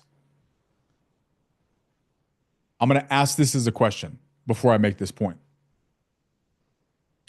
How many of you guys, we've already asked this, but I'm going to ask it again. I'm going to ask a second question after this. How many of you guys just want to get a deal before the end of the year? Yes, just say me in the chat if you just want to get a deal before the end of the year.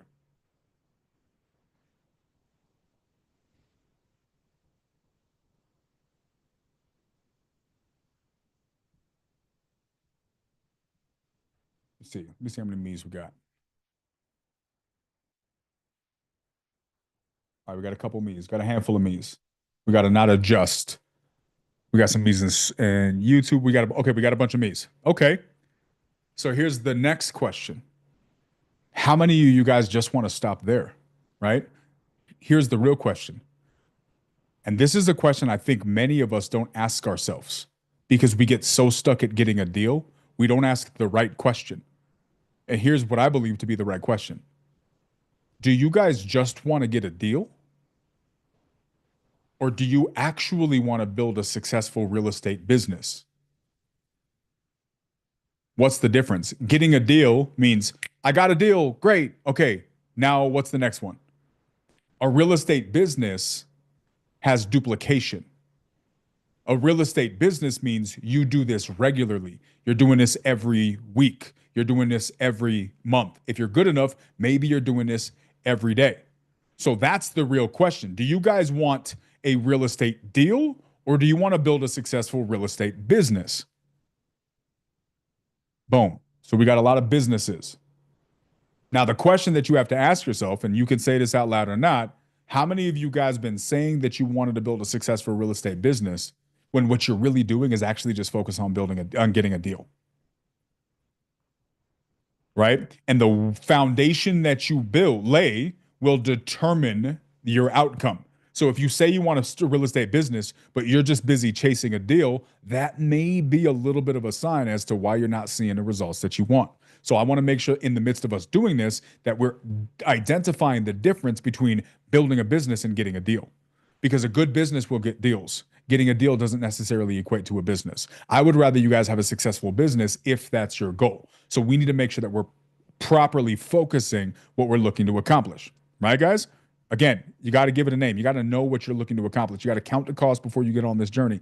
Otherwise, you can't get surprised when you get lost halfway through. All right? Cool. So let's talk about the difference. Here's one of the benefits of direct to agent. There is an argument that says if you are a wholesaler that's just randomly finding leads, every time you close a deal, you're almost out of business and you're starting again. If you're going direct to seller and you only have one deal under contract, you're only calling a handful of people a week or a day, and you only have that one deal that you're focusing on, when that deal falls out of contract or that deal closes, you're now out of business again. You're starting from scratch. True or false? You guys are out of business every single time you close a deal, unless you have the appropriate business system set up and you have a pipeline of deals coming in. That means you have to have a ton of leads that you're calling, a ton of leads that you're following up on. You have to have leads that you have with offers. You have to have leads that you have under contract. You have to have deals projected to close escrow. And that needs to be a large number. Otherwise, you're just doing one-offs here and there. And that habit puts you in a position to only close a couple of deals every once in a while, right? Now we'll talk about that in the direct to seller side. Here's one of the benefits of direct to agent, guys. If you succeed at effectively building an agent list, you are now starting to potentially position yourself to have an autopilot business. Why? Okay, well, let's do some quick math. Let's say I'm calling 20 to 30 agents a day. I'm building relationships. Let's say I'm submitting, 2 to 3 offers a day. Let's just say I'm only submitting 2 to 3 offers a week. Let's just start really, really bare bones. And we'll get into KPIs. What are good KPIs? But let's say I'm able to successfully find one direct to seller lead every single week that says yes to me. And then on my other hand, I'm able to find one agent a week that says yes to me. Jack, how many deals is that seller? If I find a seller, one seller a week to sign a contract with me, as a general rule, how many deals is that seller going to bring me per year after that? None after that. So none. But why not? Because they typically only got one property, especially if it's distressed. Okay. So if a seller only has one house and I get one seller per week, I'm done. 99 times out of 100, that seller is never doing business with me again. Is that correct? Yeah. Okay. So I got to start from scratch every single time. Okay. Hypothetically, let's say I find one agent per week, licensed active agent per week. Jack, give me a ballpark number. How many deals, if I follow up correctly and they're actively doing business, give me a ballpark number. It doesn't have to be exact. Just give me your opinion, your guess. How many deals could that agent bring me a year? For a year? I mean, I don't know, but I would say it's safe to say one a month. Okay. Maybe even one every 2 months. One every 2 months. Let's make it worse. Let's make it one a quarter. Okay. Nah, screw that. Let's make it one a year. So we're going to go down to one a year. Desiree says 60 a year. Yo, Desiree, connect me with that agent ASAP, please. The one that's bringing you 60 deals a year. All right, Jack, let's do me a favor, Jack. Stop muting, bro. I'm having a conversation with you, and it's making it weird when you keep muting your noise Zoom. in the background. What you got going on in the background? No, don't tell me, man. I don't need to know. You got some weird stuff going on in your house. All right, bro. Do me a favor. You got like a calculator near you? You got your phone with a calculator? Let's do some quick math for everybody. Let's do. All right, bet. All right, let's do some math, guys. So let's say you're not interested. You're committed. You're actually out here doing the work. And let's say you decide to go direct to agent. Of all of the options, you go direct to agent. Bet. Now, we're going to talk about the other options, guys. I'm not just trying to hard sell one or the other. I'm doing all of these. We just talk about direct to agent right now. Pros and cons. We already talked about the cons. We already talked about the pitfalls. Now let's talk about some of the pros. All right. Jack, you get one agent every single week who's willing to sell deals to you. Okay.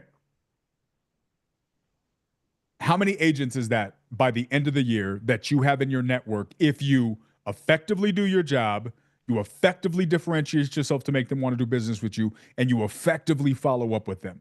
If you get one per week, how many agents is that at the end of 1 year of doing business?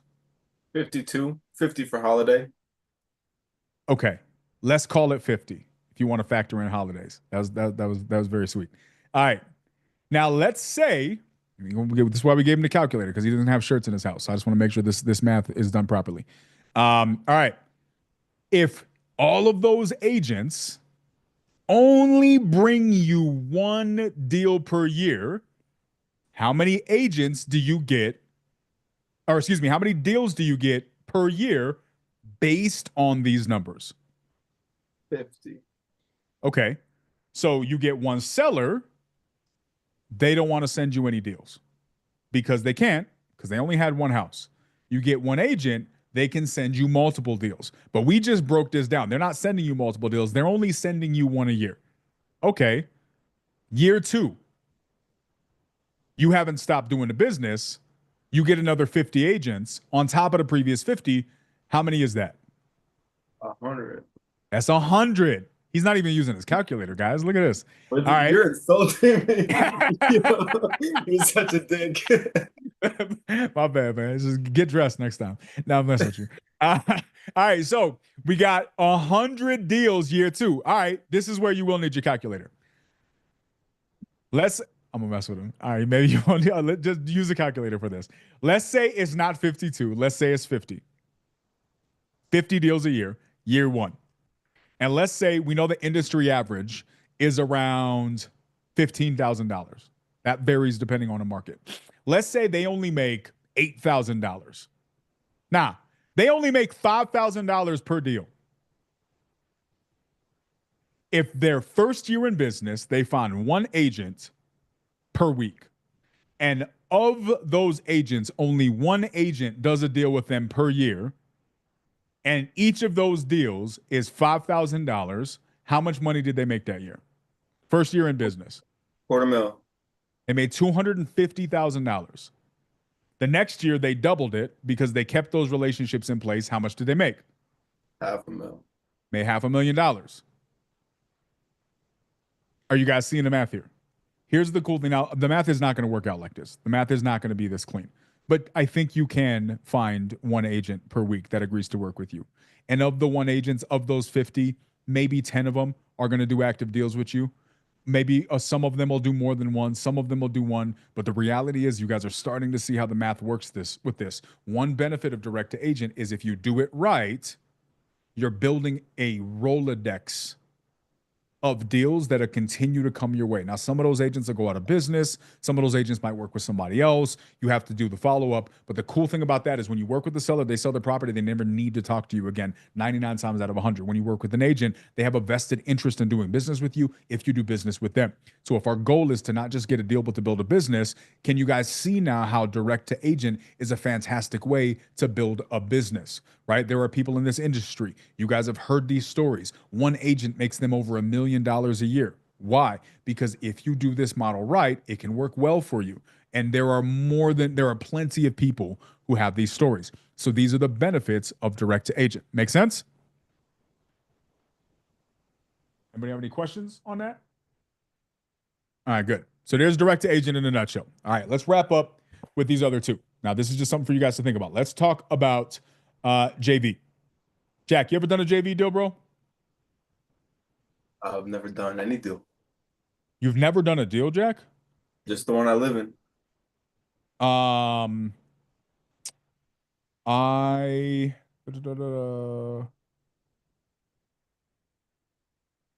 Sorry, I just noticed something. Okay. That's not good, bro. Don't you have multiple deals that you're negotiating right now? Yeah. Okay. So we got to up your deal count, homie. My close ratio. Okay. What do you know about JV? That you help somebody move a deal, you help somebody buy a deal. You're just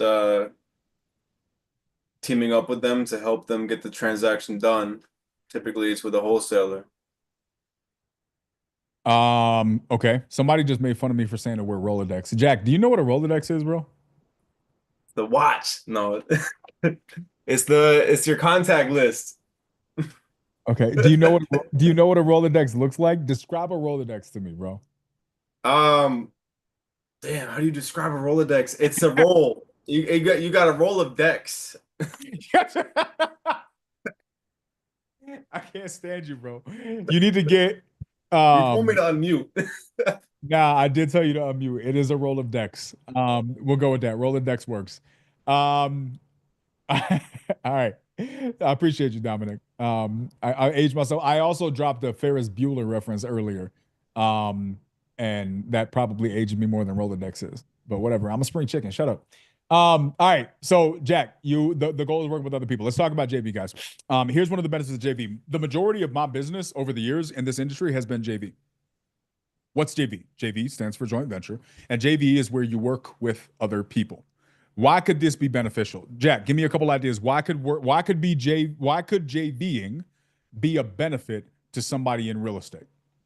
You're leveraging other people, so that could be networks, that could be knowledge, that could be resources. I mean, you're leveraging the resources that somebody else's have. Yep. So let's give an example of this, right? There's a lot in my community, my sales communities. I have two, and I really, really heavily emphasize on JVing. Why? Because guys, we're all at different places. What do I mean? Some of us have time, but maybe we don't have money. Some of us maybe have money, but we don't have time. Maybe some of us have both, but we don't have skills. Did you get it, Peggy? You didn't get it? All right, you got to step it up. The reflex got to be better.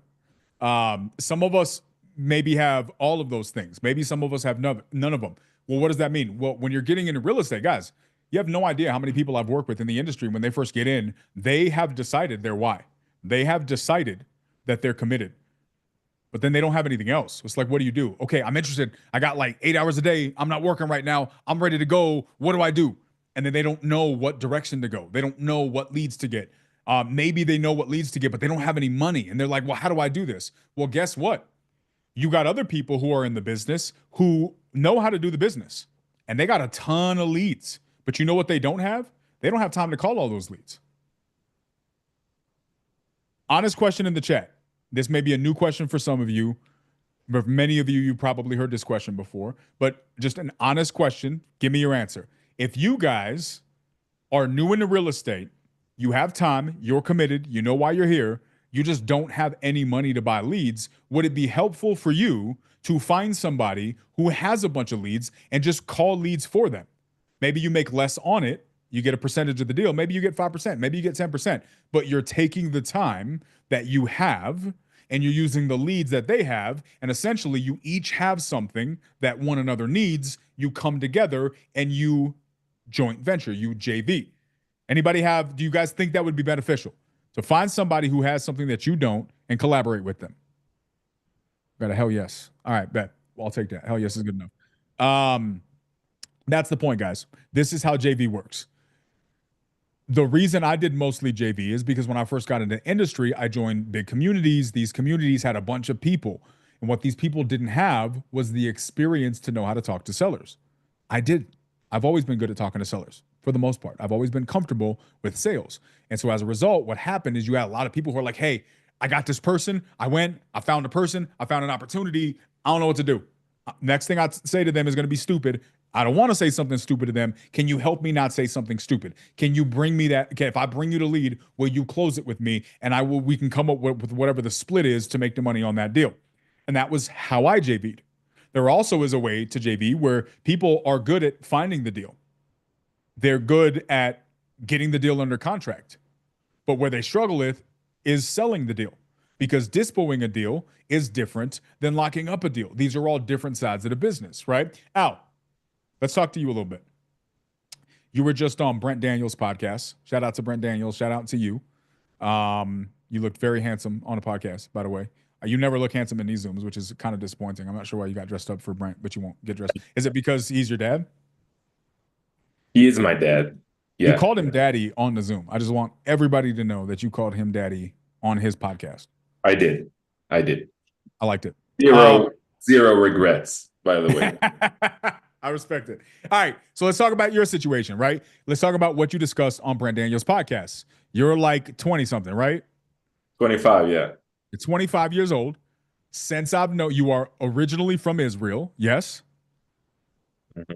Yeah. Since I've known you, since you've been in this community, you've been in at least 3 or 4 countries. You've lived in Mexico. You currently live in Colombia, or did you get kicked out of Colombia? I am how would I put it? Bro, this is a live Zoom, bro. I don't know if the Colombian authorities are watching right now, dog. I'm overstaying as of this moment in Colombia, but a little you pay a little fine and you're good. So that's Okay. where it's at. You're all right. All right. So you got it. You're good to go. Don't let the Colombian Trump find out because you're Yeah. out, bro. All right, cool. So, all right, you're in Colombia right now. You've done a bunch of deals. Now, I've made fun of you. Like, we say this as a joke here, but you have locked up your own deals where you got the lead, you called the seller, you got it under contract, you sold the deal. You've done that on your own, correct? Correct. Yeah. A to But Z.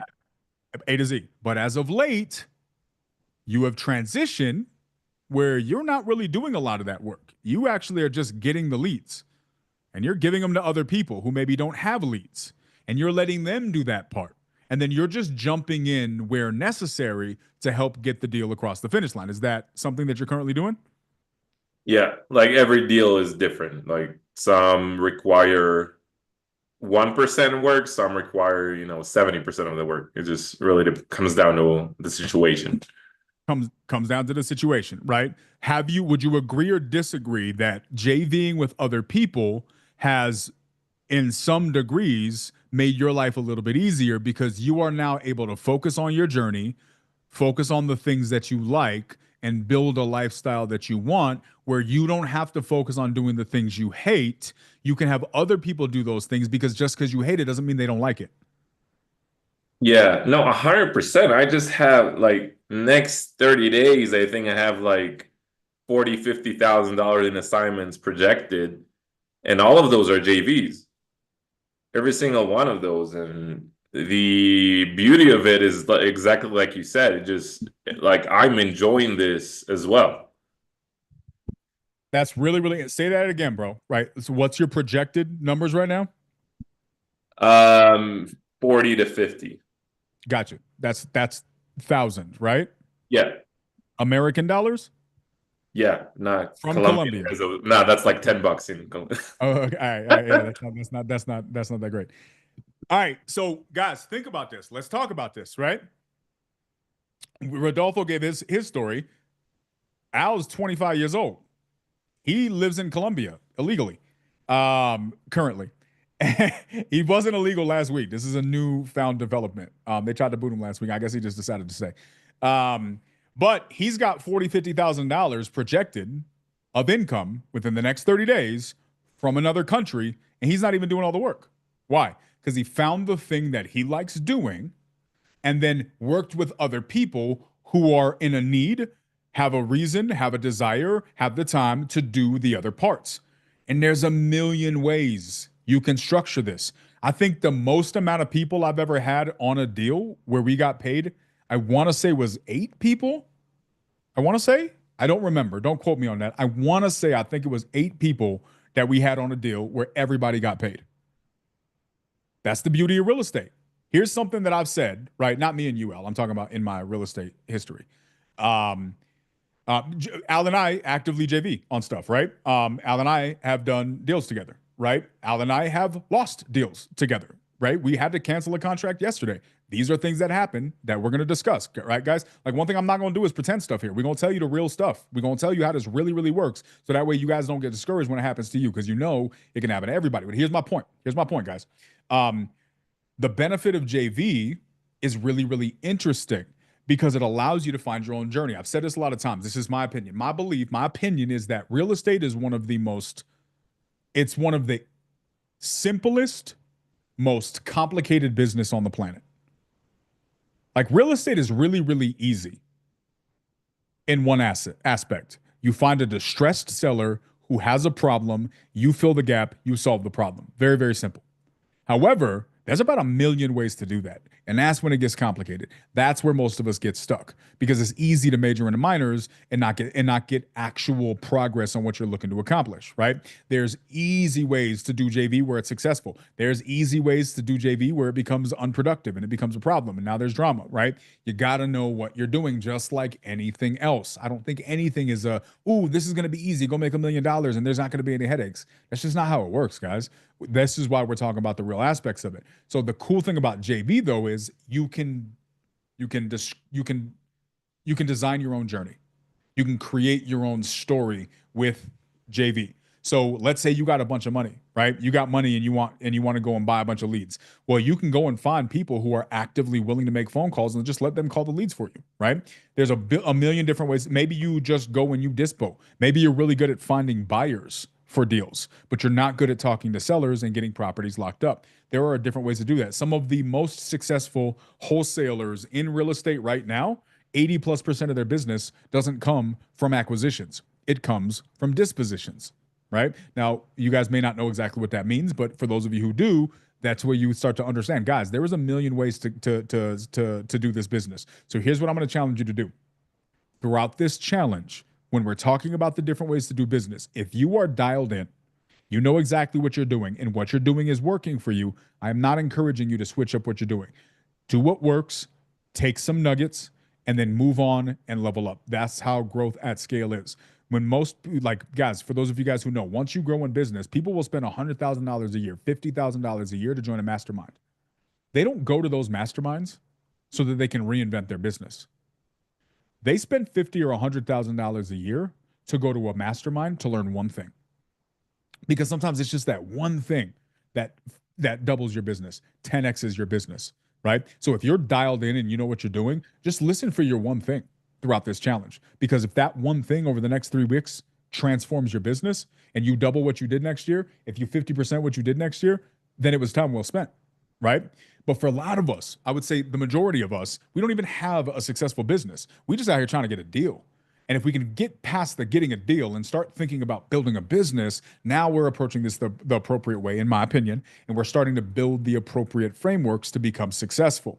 Part of building that framework is knowing your role, know yourself. What I say to Benson when Benson was here earlier, learn how to know yourself, then learn how to understand other people. It starts with knowing yourself, guys. So you guys need to ask yourself, remember when I said it a minute ago, find out your why, right? Are you interested? Are you committed? Okay, cool. Well, that next part, now you're getting into your skills and your education. Well, part of being able to do the skills and education part is to know your propensity. What do I mean? Well, guess what? If I'm a really, really good analytical person who's good at building spreadsheets, how many of you guys know? Okay, let me ask you a question. Now, some of you guys may know the answer to this. Some of you guys may not, right? Then we're going to get to our final point here. Let me ask you guys this, especially if you're newer. But do you guys think it's possible for a person who's socially awkward, does not have good communication skills, and is not really good or comfortable making phone calls or talking to people, do you think they could be successful in what we do in real estate? Yes or no? Interested in get your thoughts in the chat. Yes or no? Can they be successful in real estate if that's their personality type? Yes, yes, yes. Who else? So, boom. Shauna said, know thyself. Bars. We got a bunch of yeses. So is there anybody who thinks no? If you're an introvert who doesn't like talking to people, sorry for you. Go get a job being an engineer. Shauna said yes, question mark. By JVing. There you go. Right? The answer is yes, guys. I believe the answer is yes. I've seen people, yes, win at that. Why? Exactly what Shauna said in the YouTube chat. It's by JVing. Guys, once you know yourself and you know your strength, now you know what you bring to a collaboration. Why did people bring me so many JV deals? Because they know I'm really good at getting sellers to say yes to things potentially, right? I'm comfortable with having conversations. Not a lot of people have that skill set. I am trying to train people. That's why I have 2 sales coaching communities, so I can teach people to feel comfortable at getting those yeses, right? So if you have that ability to get people to say yes, if you are good as a communicator, then you might be a good person to say, hey, bring me your deals. Go find an opportunity, go get it teed up, bring it to me. I'll help you get it across the finish line. That's a fantastic way. Well, when you go and find the opportunity to get it teed up, some of you guys might be more integrated people. So if you guys saw the part with Benson earlier today, Benson was just out there finding opportunity. He was downloading sheets. He was skip tracing buyers. You guys think I have any desire whatsoever to download a spreadsheet and skip trace buyers? I would rather Virginia punch me in the face right now than spend my day going through spreadsheets. Like if you, and I'm not exaggerating, if y'all said, hey, DQ, you can spend the entire day downloading spreadsheets and skip tracing buyer data, or you can run a Zoom if you let Virginia punch you in the face. I have zero pause in my answer. I'm not even thinking, yes, Virginia, just please don't hit me too hard. Like, just do your best, right? I'm going for the punch in the face because I have no desire to look at a spreadsheet. However, there's some of you guys who geek out. The idea of a spreadsheet makes you giggle on the inside. It's weird, but that's what they do. I need those people in my life, right? Any of you guys who has gotten an email from me, Yvonne said, Matt, facts. Who has gotten an email from me that they thought was cool or funny or cute or interesting? Somebody tell me. Anybody? I know Kyle didn't get an email from me because Kyle decided to remove himself from my email list. Kyle, don't act like I didn't see that, bro. I took that personally. That hurt me in my heart. I unsubscribe from text messages all the time from work. When they text Do me, you? I'm like, unsubscribe. Case like I'm your wife, bro. Stop unsubscribing I from my actually text. am the one that taught him that. I taught him that. He started getting those holiday chain messages from family. I was like, just say unsubscribe. That's hilarious. Yvonne doesn't say unsubscribe. She says something much more vulgar and inappropriate, but she has a response for people who spam message her. Well, he was texting his grandma and his aunt, so. Here's the thing, right? So Desiree, people have said that they like my emails. My emails are fire. I personally, I say my emails are fire. I make none of my emails. Peggy I don't and make my were emails. complimenting Yvonne's hard work on your emails earlier. Look, I heard y'all say that. Did you guys think for 1 second that I made those emails? Okay, you ain't gonna laugh that much, bro. Before we got started, when I was dealing with all the technical issues, Peggy and Kate were talking about the emails and how fun they are. And both of them, somebody was saying it, and both Peggy and Kate were like, yeah, that's Yvonne.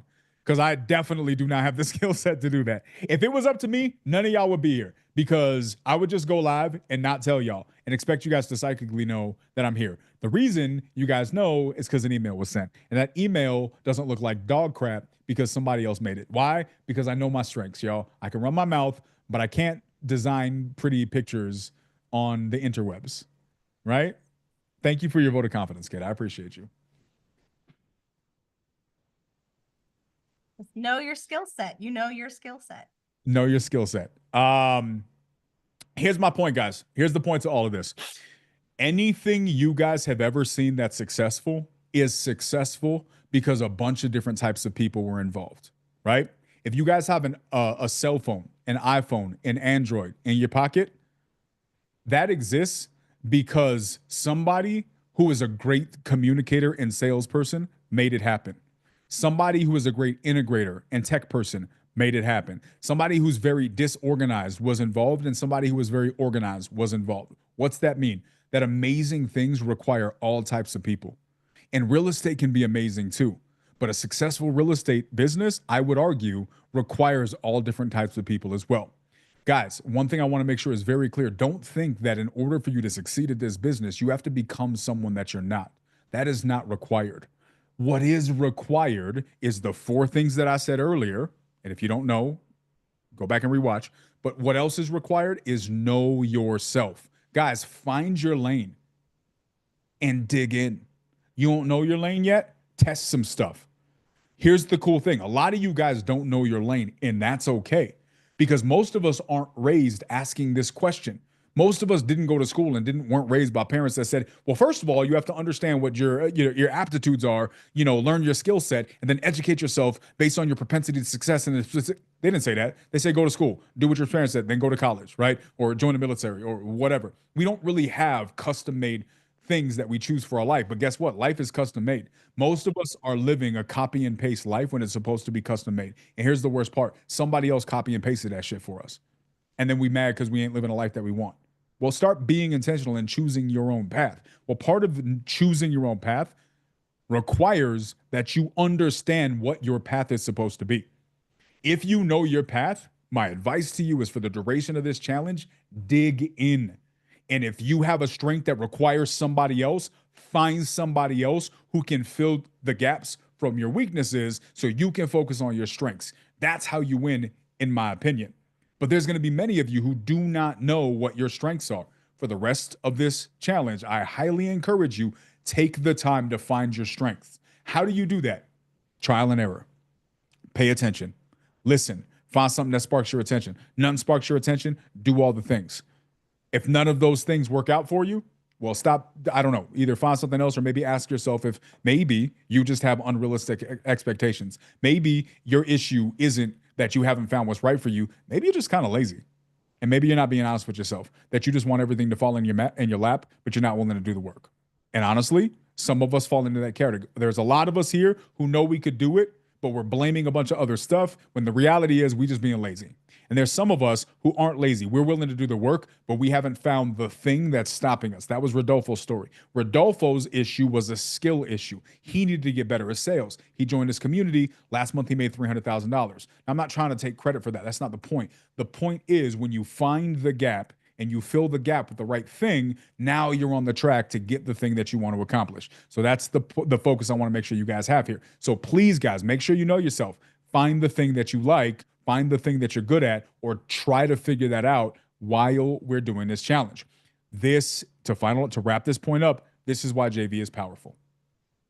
Once you guys find what you are good at, guys, I highly recommend you connect with people. Now, I'm going to say this before we go to the last point. This is why having community is so powerful. If you guys are in a community in real estate, you already understand this, and I don't have to tell you this. Connect with other people doing the things, guys. I promise you it makes a difference. Now, you may have to cycle through a couple people because you may not vibe with the first 10 people, right? You may have to try this a bunch of times. If you think that you're going to do it once and then it's going to go perfect, and if it doesn't go perfect, then it wasn't for you, that's naive. You're giving up too fast. Most of the successful people on the planet succeed after failing a million times. Elon Musk was literally minutes away from closing down Tesla, but he made a risk at the very last minute, and look at Tesla now. He had every excuse to quit, and he failed a million times. Everybody was telling him he was crazy. All of the most professional people on the planet in the industry he was trying to get into told him he was wrong and it would never work. But he didn't give up in spite of the opposition. Stop letting opposition stop you from your dreams, period, right?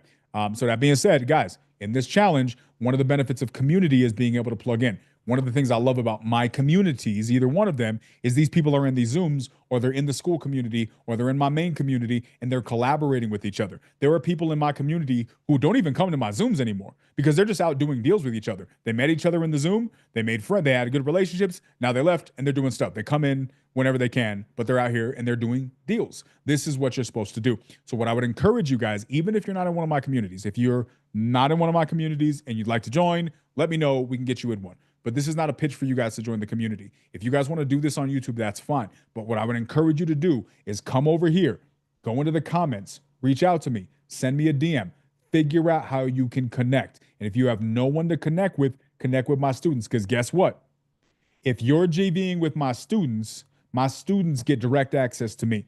So if one of my students has a hard time closing a deal, guess what? I'm going to help them close that deal. And if that's your deal because you're JVing with them, you get the benefits too by proxy. And that's one of the big benefits of this challenge is I'm going to show you guys how to JV with students. Me and Eddie was at a seller's house earlier today. I got to find out how that went.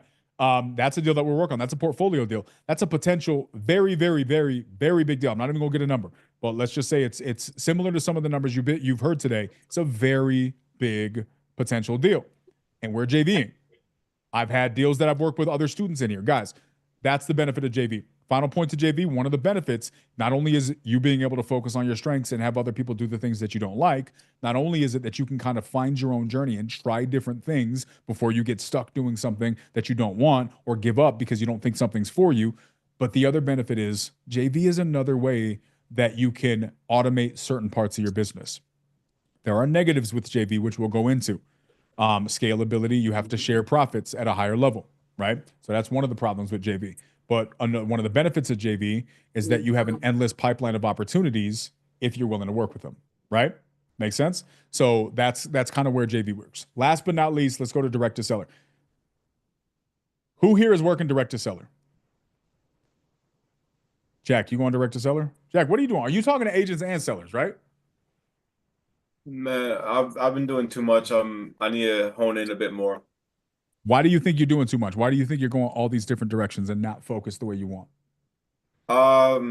It's just I see opportunity somewhere and then I get excited over it and then I start to shift towards that. But then I try to stay focused on the what I originally set out for. And it's like I just get spread out and then I don't actually end up doing anything good. So you got a little bit of that shiny object syndrome. Well, I mean, I guess you could call it that because I got excited once I started realizing I work with massive home builders and there's a lot of land available. So I was like, damn, that would be a great, yeah, it's shiny object syndrome. 1000%.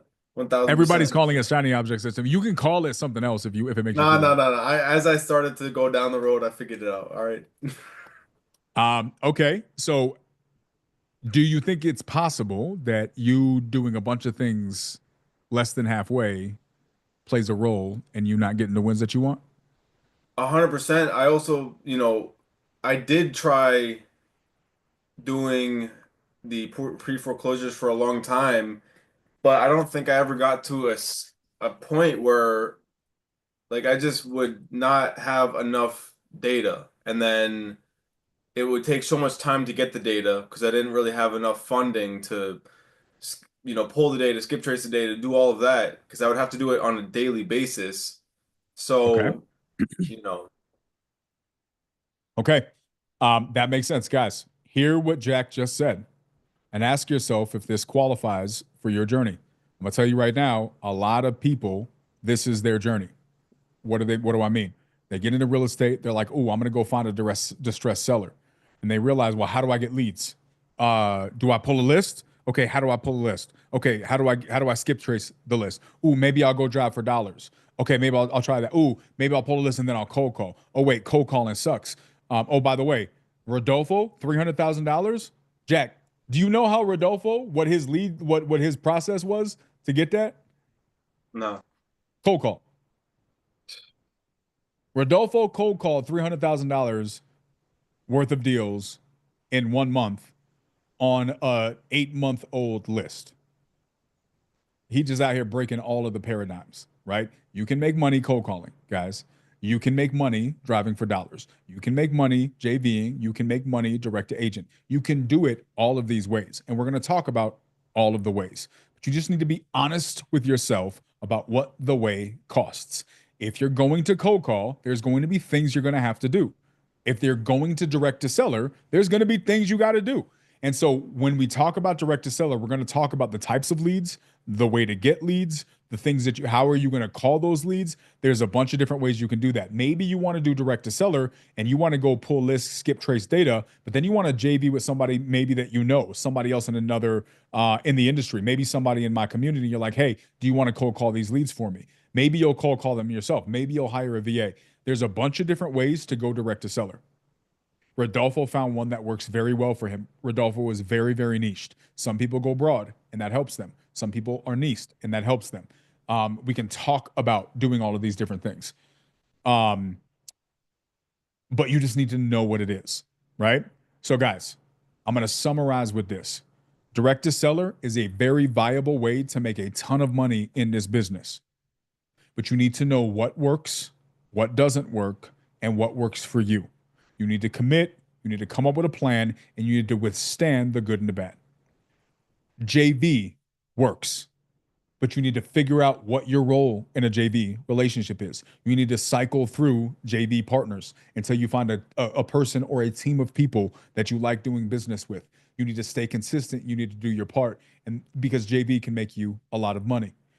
Direct to agent works. You need to find out what the pros of direct to agents are, what the obstacles of direct to agent are, and you need to equip yourself to overcome those obstacles and strengthen yourself in the things that will help you close deals. Guys, all of these things work. And the goal of this challenge is to demonstrate to you all of the ways to do it with each particular method, right? This is what I'm going to do. I'm going to be building all of these businesses. I want you guys to build alongside me. That being said, there is going to be a lot of time for us to go over details. Here's the takeaway again. Guys, if you don't remember, I'm going to see if I remember this properly. Step 1, find your why. This is some of your homework that you have to do. Kate, grade me on how well I remember. You're a hater, so you always be giving me bad grades, even when I deserve good ones, Are like we with my Rocky assuming that impressions. I remember myself? That Yeah, everybody grade me. I'm not going to just put it on Kate. Let me know if I recap this properly. I would tell people just to go catch the replay, but y'all ain't gonna do that. So I'm just gonna try to do my best. So far, so good. So far, so good. All right, here is the recap of your guys' homework for tonight to get ready for the rest of the week and to get ready for the rest of this challenge. Step 1, find your why. Do you have one? Find it. Step 2, are you interested or are you committed? Why? Because when you're interested, you do what's convenient. When you're committed, you do what's required. You are not going to win the way you want if you're not committed. Find out if you're interested or you're committed. Get committed. Or be honest with yourself about how likely you are to succeed at this. Step 3, find out how to learn the skills, or excuse me, the information that you need to succeed. We're going to be covering a lot of information here. That's step 3, information. Get the information that you need to succeed. Step 4, find out the skills you need to succeed, right? Why? Interested, committed, information, skills. Find out where you are on all of those and grade yourself. Do I have my why? Yes, check. If not, get one. So now we can remove that from the obstacle list. Number 2, interested or committed. Are you committed? Yes, check. Now that's not an issue. So now what do we know? If we know you're interested and if we know you're committed and you have a good why, now we know those are done unless you're lying to yourself. Now all we got to focus on is getting you the right information so you can make an intelligent, informed decision and then get you the skills you need to succeed at whatever decision that you made. Does that make sense, everybody? All right. Number 2, this is why I need you guys to pay attention and make sure all those things are done. Because over the next 3 days, if you already know what your business model is and you're locked in, then listen over this next challenge and get the information you need to knock out and level up. It's just one nugget that could change your business. So make sure you're keeping your ears peeled with that. And if you're not here just for information because you're good on information, but you're trying to get skills, well, that's the why you need to define those 4 questions. Get your skills. Maybe you're good on your skills, which we can all improve on skills. Maybe you're just here because you want to be around the campfire and you want to be around energy. Motion creates emotion. And if you're around that energy, sometimes that's enough when you're tired and you don't feel like making that call. You hear a bunch of people talking about the business. That's all you need to make the call. Like, how many of us have ever been in that situation where you just can't even, but then you turn on a live, you see a bunch of people working, you're like, all right, I feel lazy. I'm watching everybody else work. Let me work too. Maybe the only reason you're here is for the campfire effect.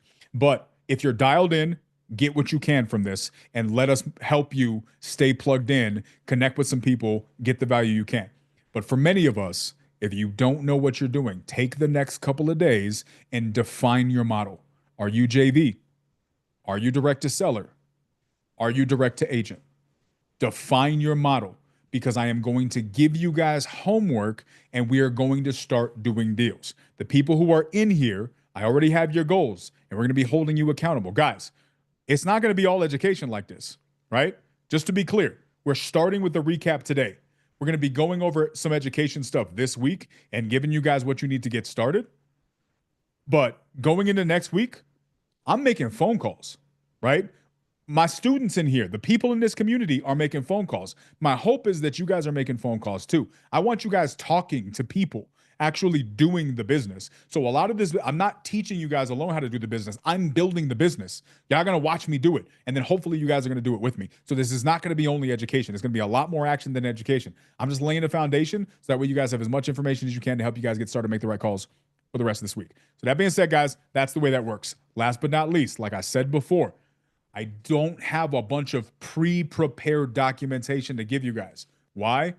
Because we're creating it as we go.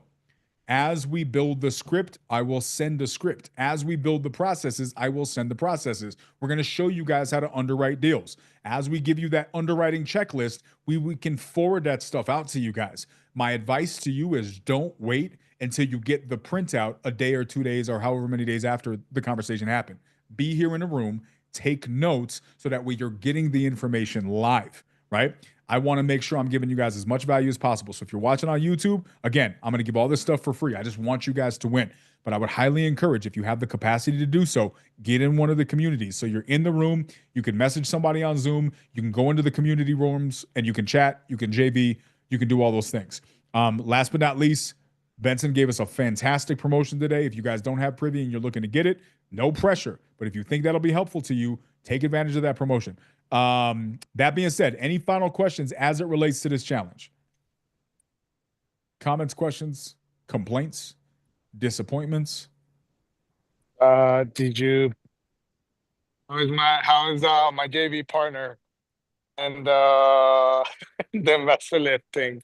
I gotta ask. We got it out there. We got it out there. We did Oh, a you bunch did? yesterday. Yeah, no, we did a bunch yesterday. We did a bunch this morning. I don't know if we got traction on it. There was a discrepancy in the numbers. Your ARV was different than some of the ARV that the system was seeing. So we'll compare that and we'll see where the numbers are. But I'll check and see if we got traction. Was it higher or lower?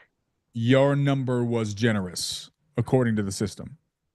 Well, okay. We'll see. I don't know if that's true. I'll let you know. We'll chat after. Got it. I bet. Jackie C, what up, dog? What's up, man? What you need, Benson? Are we gonna call your agent this week? Yeah, we'll call her. Am I See if we lagging? can. Yeah, you're lagging a lot. You don't have clothes, plates, or a proper internet connection, is what I'm hearing. Thanks. You got no love. I got love, bro. I got plenty of love. All right. Well, I want to go over this deal, but if it's gonna keep lagging, we can just Yeah, do it's it gonna be another pretty day. bad. What deal? Is it a different deal than this one? Yeah, I don't have much time with this one. I want to buy it. Okay. Do you want to just take the time and review it tomorrow when your internet's working, and we'll actually cover it after we finish with Benson? We'll actually start covering some deals. Maybe we can go into Yeah, some for underwriting. sure. Do you have time? Will that be enough time if we do this tomorrow? Yeah, I hope. Yeah, we'll see. Okay. Guys, again, we're doing deals, right? The purpose of this is to do deals. So we're going to be underwriting deals. We're going to be looking through deals. We're going to be following up, trying to lock them up. Shauna, get your group back though, yo. Okay. Eddie, any luck? Did you go to the house? Did you talk to Rob? Was that his sister? What was it? No, so I go over just because I need him to do something very specific, and I wouldn't have been able to do that with other people. I just need him to get in contact with IRS to see what those liens amount to, and pretty much that's it. But he just has to call IRS or go on the IRS website and log in with his information. Did you get the info you needed? I called him. He said to reach back out around 5. Like I said, he was with his people, so I knew I wouldn't be able to really get much out of him. So I am gonna call him back in a couple hours. Hopefully, we can get logged into IRS and see how many liens there is, because I think that's the next piece of information that we need, right? Yeah, that's one of them. But yeah, that's going to be an important one because we got to know and we got to make sure that we can negotiate them. So, okay, cool. Okay, guys, what you just heard right there, right? 2 active people working with leads. This is why we're gonna give you guys the education, but it can't be all education. Like, we got a lot of deals we're gonna have to be working if we're gonna be closing deals during this. So a lot of this is the business, right, guys? The YouTube clips with the big checks sound fantastic and they're extremely encouraging. But a lot of doing the business includes doing the boring, ugly work, like reviewing the deal and underwriting the deal and dealing with the nuance of chasing somebody down 846 times and doing walkthroughs with sellers who only wear one shoe. Not all of that. That's not always a thing, right, Eddie? Do all of your sellers only wear one shoe, Eddie, or is it just this guy? 2 for 2 now. You're 2 for 2. All right. I think you should bring an extra pair of shoes in the car just in case. Or maybe you could be like, hey, at closing, I offer a free pair of shoes to all of my sellers. Both shoes? Yeah, both. Offer both. They may not be interested, but at least if they only want to wear one, they have alternatives. They can have a left shoe day and a right shoe day. Having two pair for the rest of us, right? Having what? It's like having two pair for the rest of us. Yeah, exactly. That's exactly like having two pair. Two per. Give me two. Joel says, one question on JV. Let's say I'm building buyers. Why will someone JV with me when someone else has got like 5 million buyers? Having 5 million buyers means absolutely nothing, bro. Because I guarantee you, you have not talked to 5 million people about their active interest in real estate, right? I have a software that has 5 million buyers, but that doesn't do the work for you. A good dispo person has had conversations with the buyers in those markets. They know what they're interested in, and they are ready with a name and a phone number in hand when a deal comes across their desk. Quality over quantity, broski. Definitely quality over quantity. I would argue that a good dispo person has 5 to 10 quality buyers that they work with, not 5 million. Walkthroughs and all that other stuff we'll get into. So we'll go into that. Hopefully that helps, bro. All right, guys. One in the chat. If you enjoyed yourself today, if you learned anything today, or if you are excited about the challenge. 2 in the chat. If you think this is stupid, you just didn't know how to leave the Zoom or close YouTube. Kyle just needs a recap of everything before he can answer because he missed. Yeah, I got you, Kate. Kyle, I got you, Kyle. I'll just repeat the whole thing. Appreciate you guys. Joel said this is the longest my ADHD lasted. That's good. If I keep a distracted person for 5 hours on a Zoom, 4 hours on a Zoom, I've done a decent job. So I appreciate you guys. I stayed means I enjoyed it for someone with ADHD. I appreciate you, Joe. I'm telling you, we're gonna. If I can't force you to level up, but I'm gonna do everything in my power, broski. I'm gonna do everything in my power. I appreciate you, dog. I just want to make impact, guys. We're not gonna make it fluffy here. Like you guys, you're gonna see the ugly parts. You're gonna see the boring part. Prepare yourself, guys. If you stick here through this, some of this will be boring. Because that's just the way it works. It's not all gonna be fun and exciting. But I'm gonna do my best to make it fun and exciting. And if I fail, Jack will just be topless. So y'all got that going for you. I'm sure there's gonna be plenty of people who are interested in that. Rodolfo, follow him on Instagram. He stays posting thirst trap pics on his Instagram with no shirts. Like, all right, bro, you do CrossFit, we get it. So we'll do our best to make it exciting, guys. But part of the reason I want to demonstrate the monotonous part of this business is because a lot of us lose in the monotonous part, or a lot of us lose in the hard part. Guys, I'm decent at having conversations with people. I'm decent at having conversations with sellers. I'm gonna tell y'all right now, there is a decent chance I'm gonna get hung up on a lot.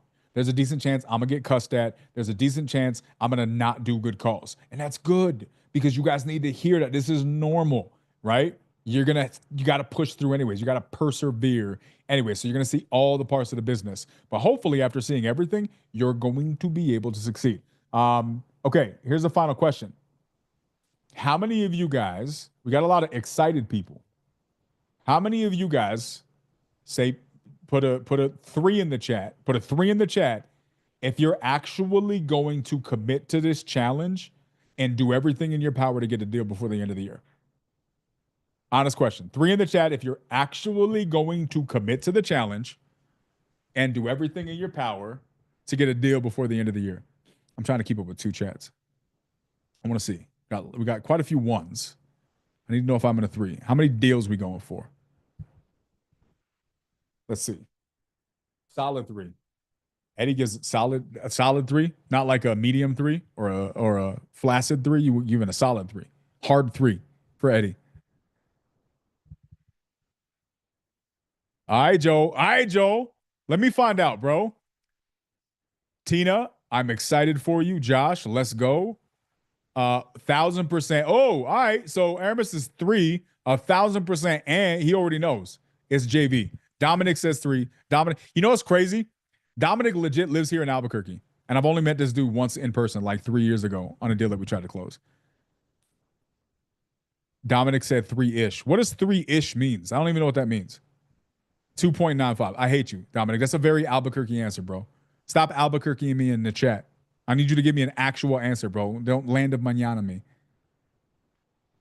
If you guys know Albuquerque, you understand what I just said. If you don't know, just read between the lines. You want me to go to DFW? I might have to, bro. I'm down. DFW is nice. I was out there like last year. I think this time last year, maybe a little bit. I don't know. All right, guys. So that's what this is. I'm excited. I'm very, very excited, guys. If you missed this, I recommend skimming through the replay. This was like a 4+ hour live stream, so I don't expect you guys to watch with all of that. Aramis, Jack, and Rodolfo, Aramis and YouTube wants y'all to be his JV partner. I think mainly because of the topless references, not because you guys are doing deals, but because you like to walk around without your shirts on. That's what I'm taking from this, Aramis. I don't know if you gotta correct me if I'm wrong. It's a good reason, in fairness. Tina, of course, 100% happy to do it. Maybe Dominic, you got to close it. JV from a week ago, we might count it. Yeah, guys, go back and do the replay again. Like I said, we are building the materials as we go. This is not some year-old stuff that may or may not be applicable. We are building these materials as we go. So I will send them as we get them based on when we build them. But I would highly recommend that you're here so you can take the notes yourself and get ready. We're going to build out all the things. Be committed. Be in a room. Answer the 4 questions. And guys, like I'm really, really excited about this. I genuinely believe, it is my belief that anybody who actually commits to this challenge can do a deal before the end of the year. But more importantly than that, can then set themselves up to have a successful real estate business potentially ready for them for the entire year of 2025. And if you guys know anybody that has a successful real estate business, that's a lifestyle that many people never get to live. And that's the thing that I'm excited for. And I really, really hope you guys do. That's why I'm dedicating 4 or 5 hours on these days to do this, because I just want to give you guys everything that you guys need to win. So I hope you guys stay involved. Guys, if you are in one of my communities, y'all know where to get me. Shoot me a text. Hit me in the chat. If you guys are in school, everybody in the school community, go post your favorite takeaway today. Post your goals. I want to see the goals there, because I would like for us to be holding you guys accountable in the school community. So guys, go post something in the school community. If you're not in one of the communities, shoot me a DM. If you want to learn about the communities, go to the description of YouTube. The information and both of the links are there. And if you aren't in a position to do that, that's totally fine. Stay on YouTube, but make sure you're here. We'll give you all the resources that you need. Final thoughts, comments, questions? Anybody? Going once, going twice? Shauna, if you're in the community, we laugh a lot and we don't hold back. It's a family. It's like a big barbecue always. Just a barbecue where you talk about real estate. That's really what it is. All right, guys. Appreciate y'all. Love y'all. Keep your eyes on the emails. Keep your eyes on the replays. Keep your eyes in the community if you're in the communities. Tomorrow's going to be fantastic. We're going to be going over day 2 with Benson. We're going to be doing actual deals. We're going to be discussing underwriting and maybe even calling some actual deals tomorrow and getting everybody started. It's going to be a great year. If you guys make it great, we're going to work together. I'm excited.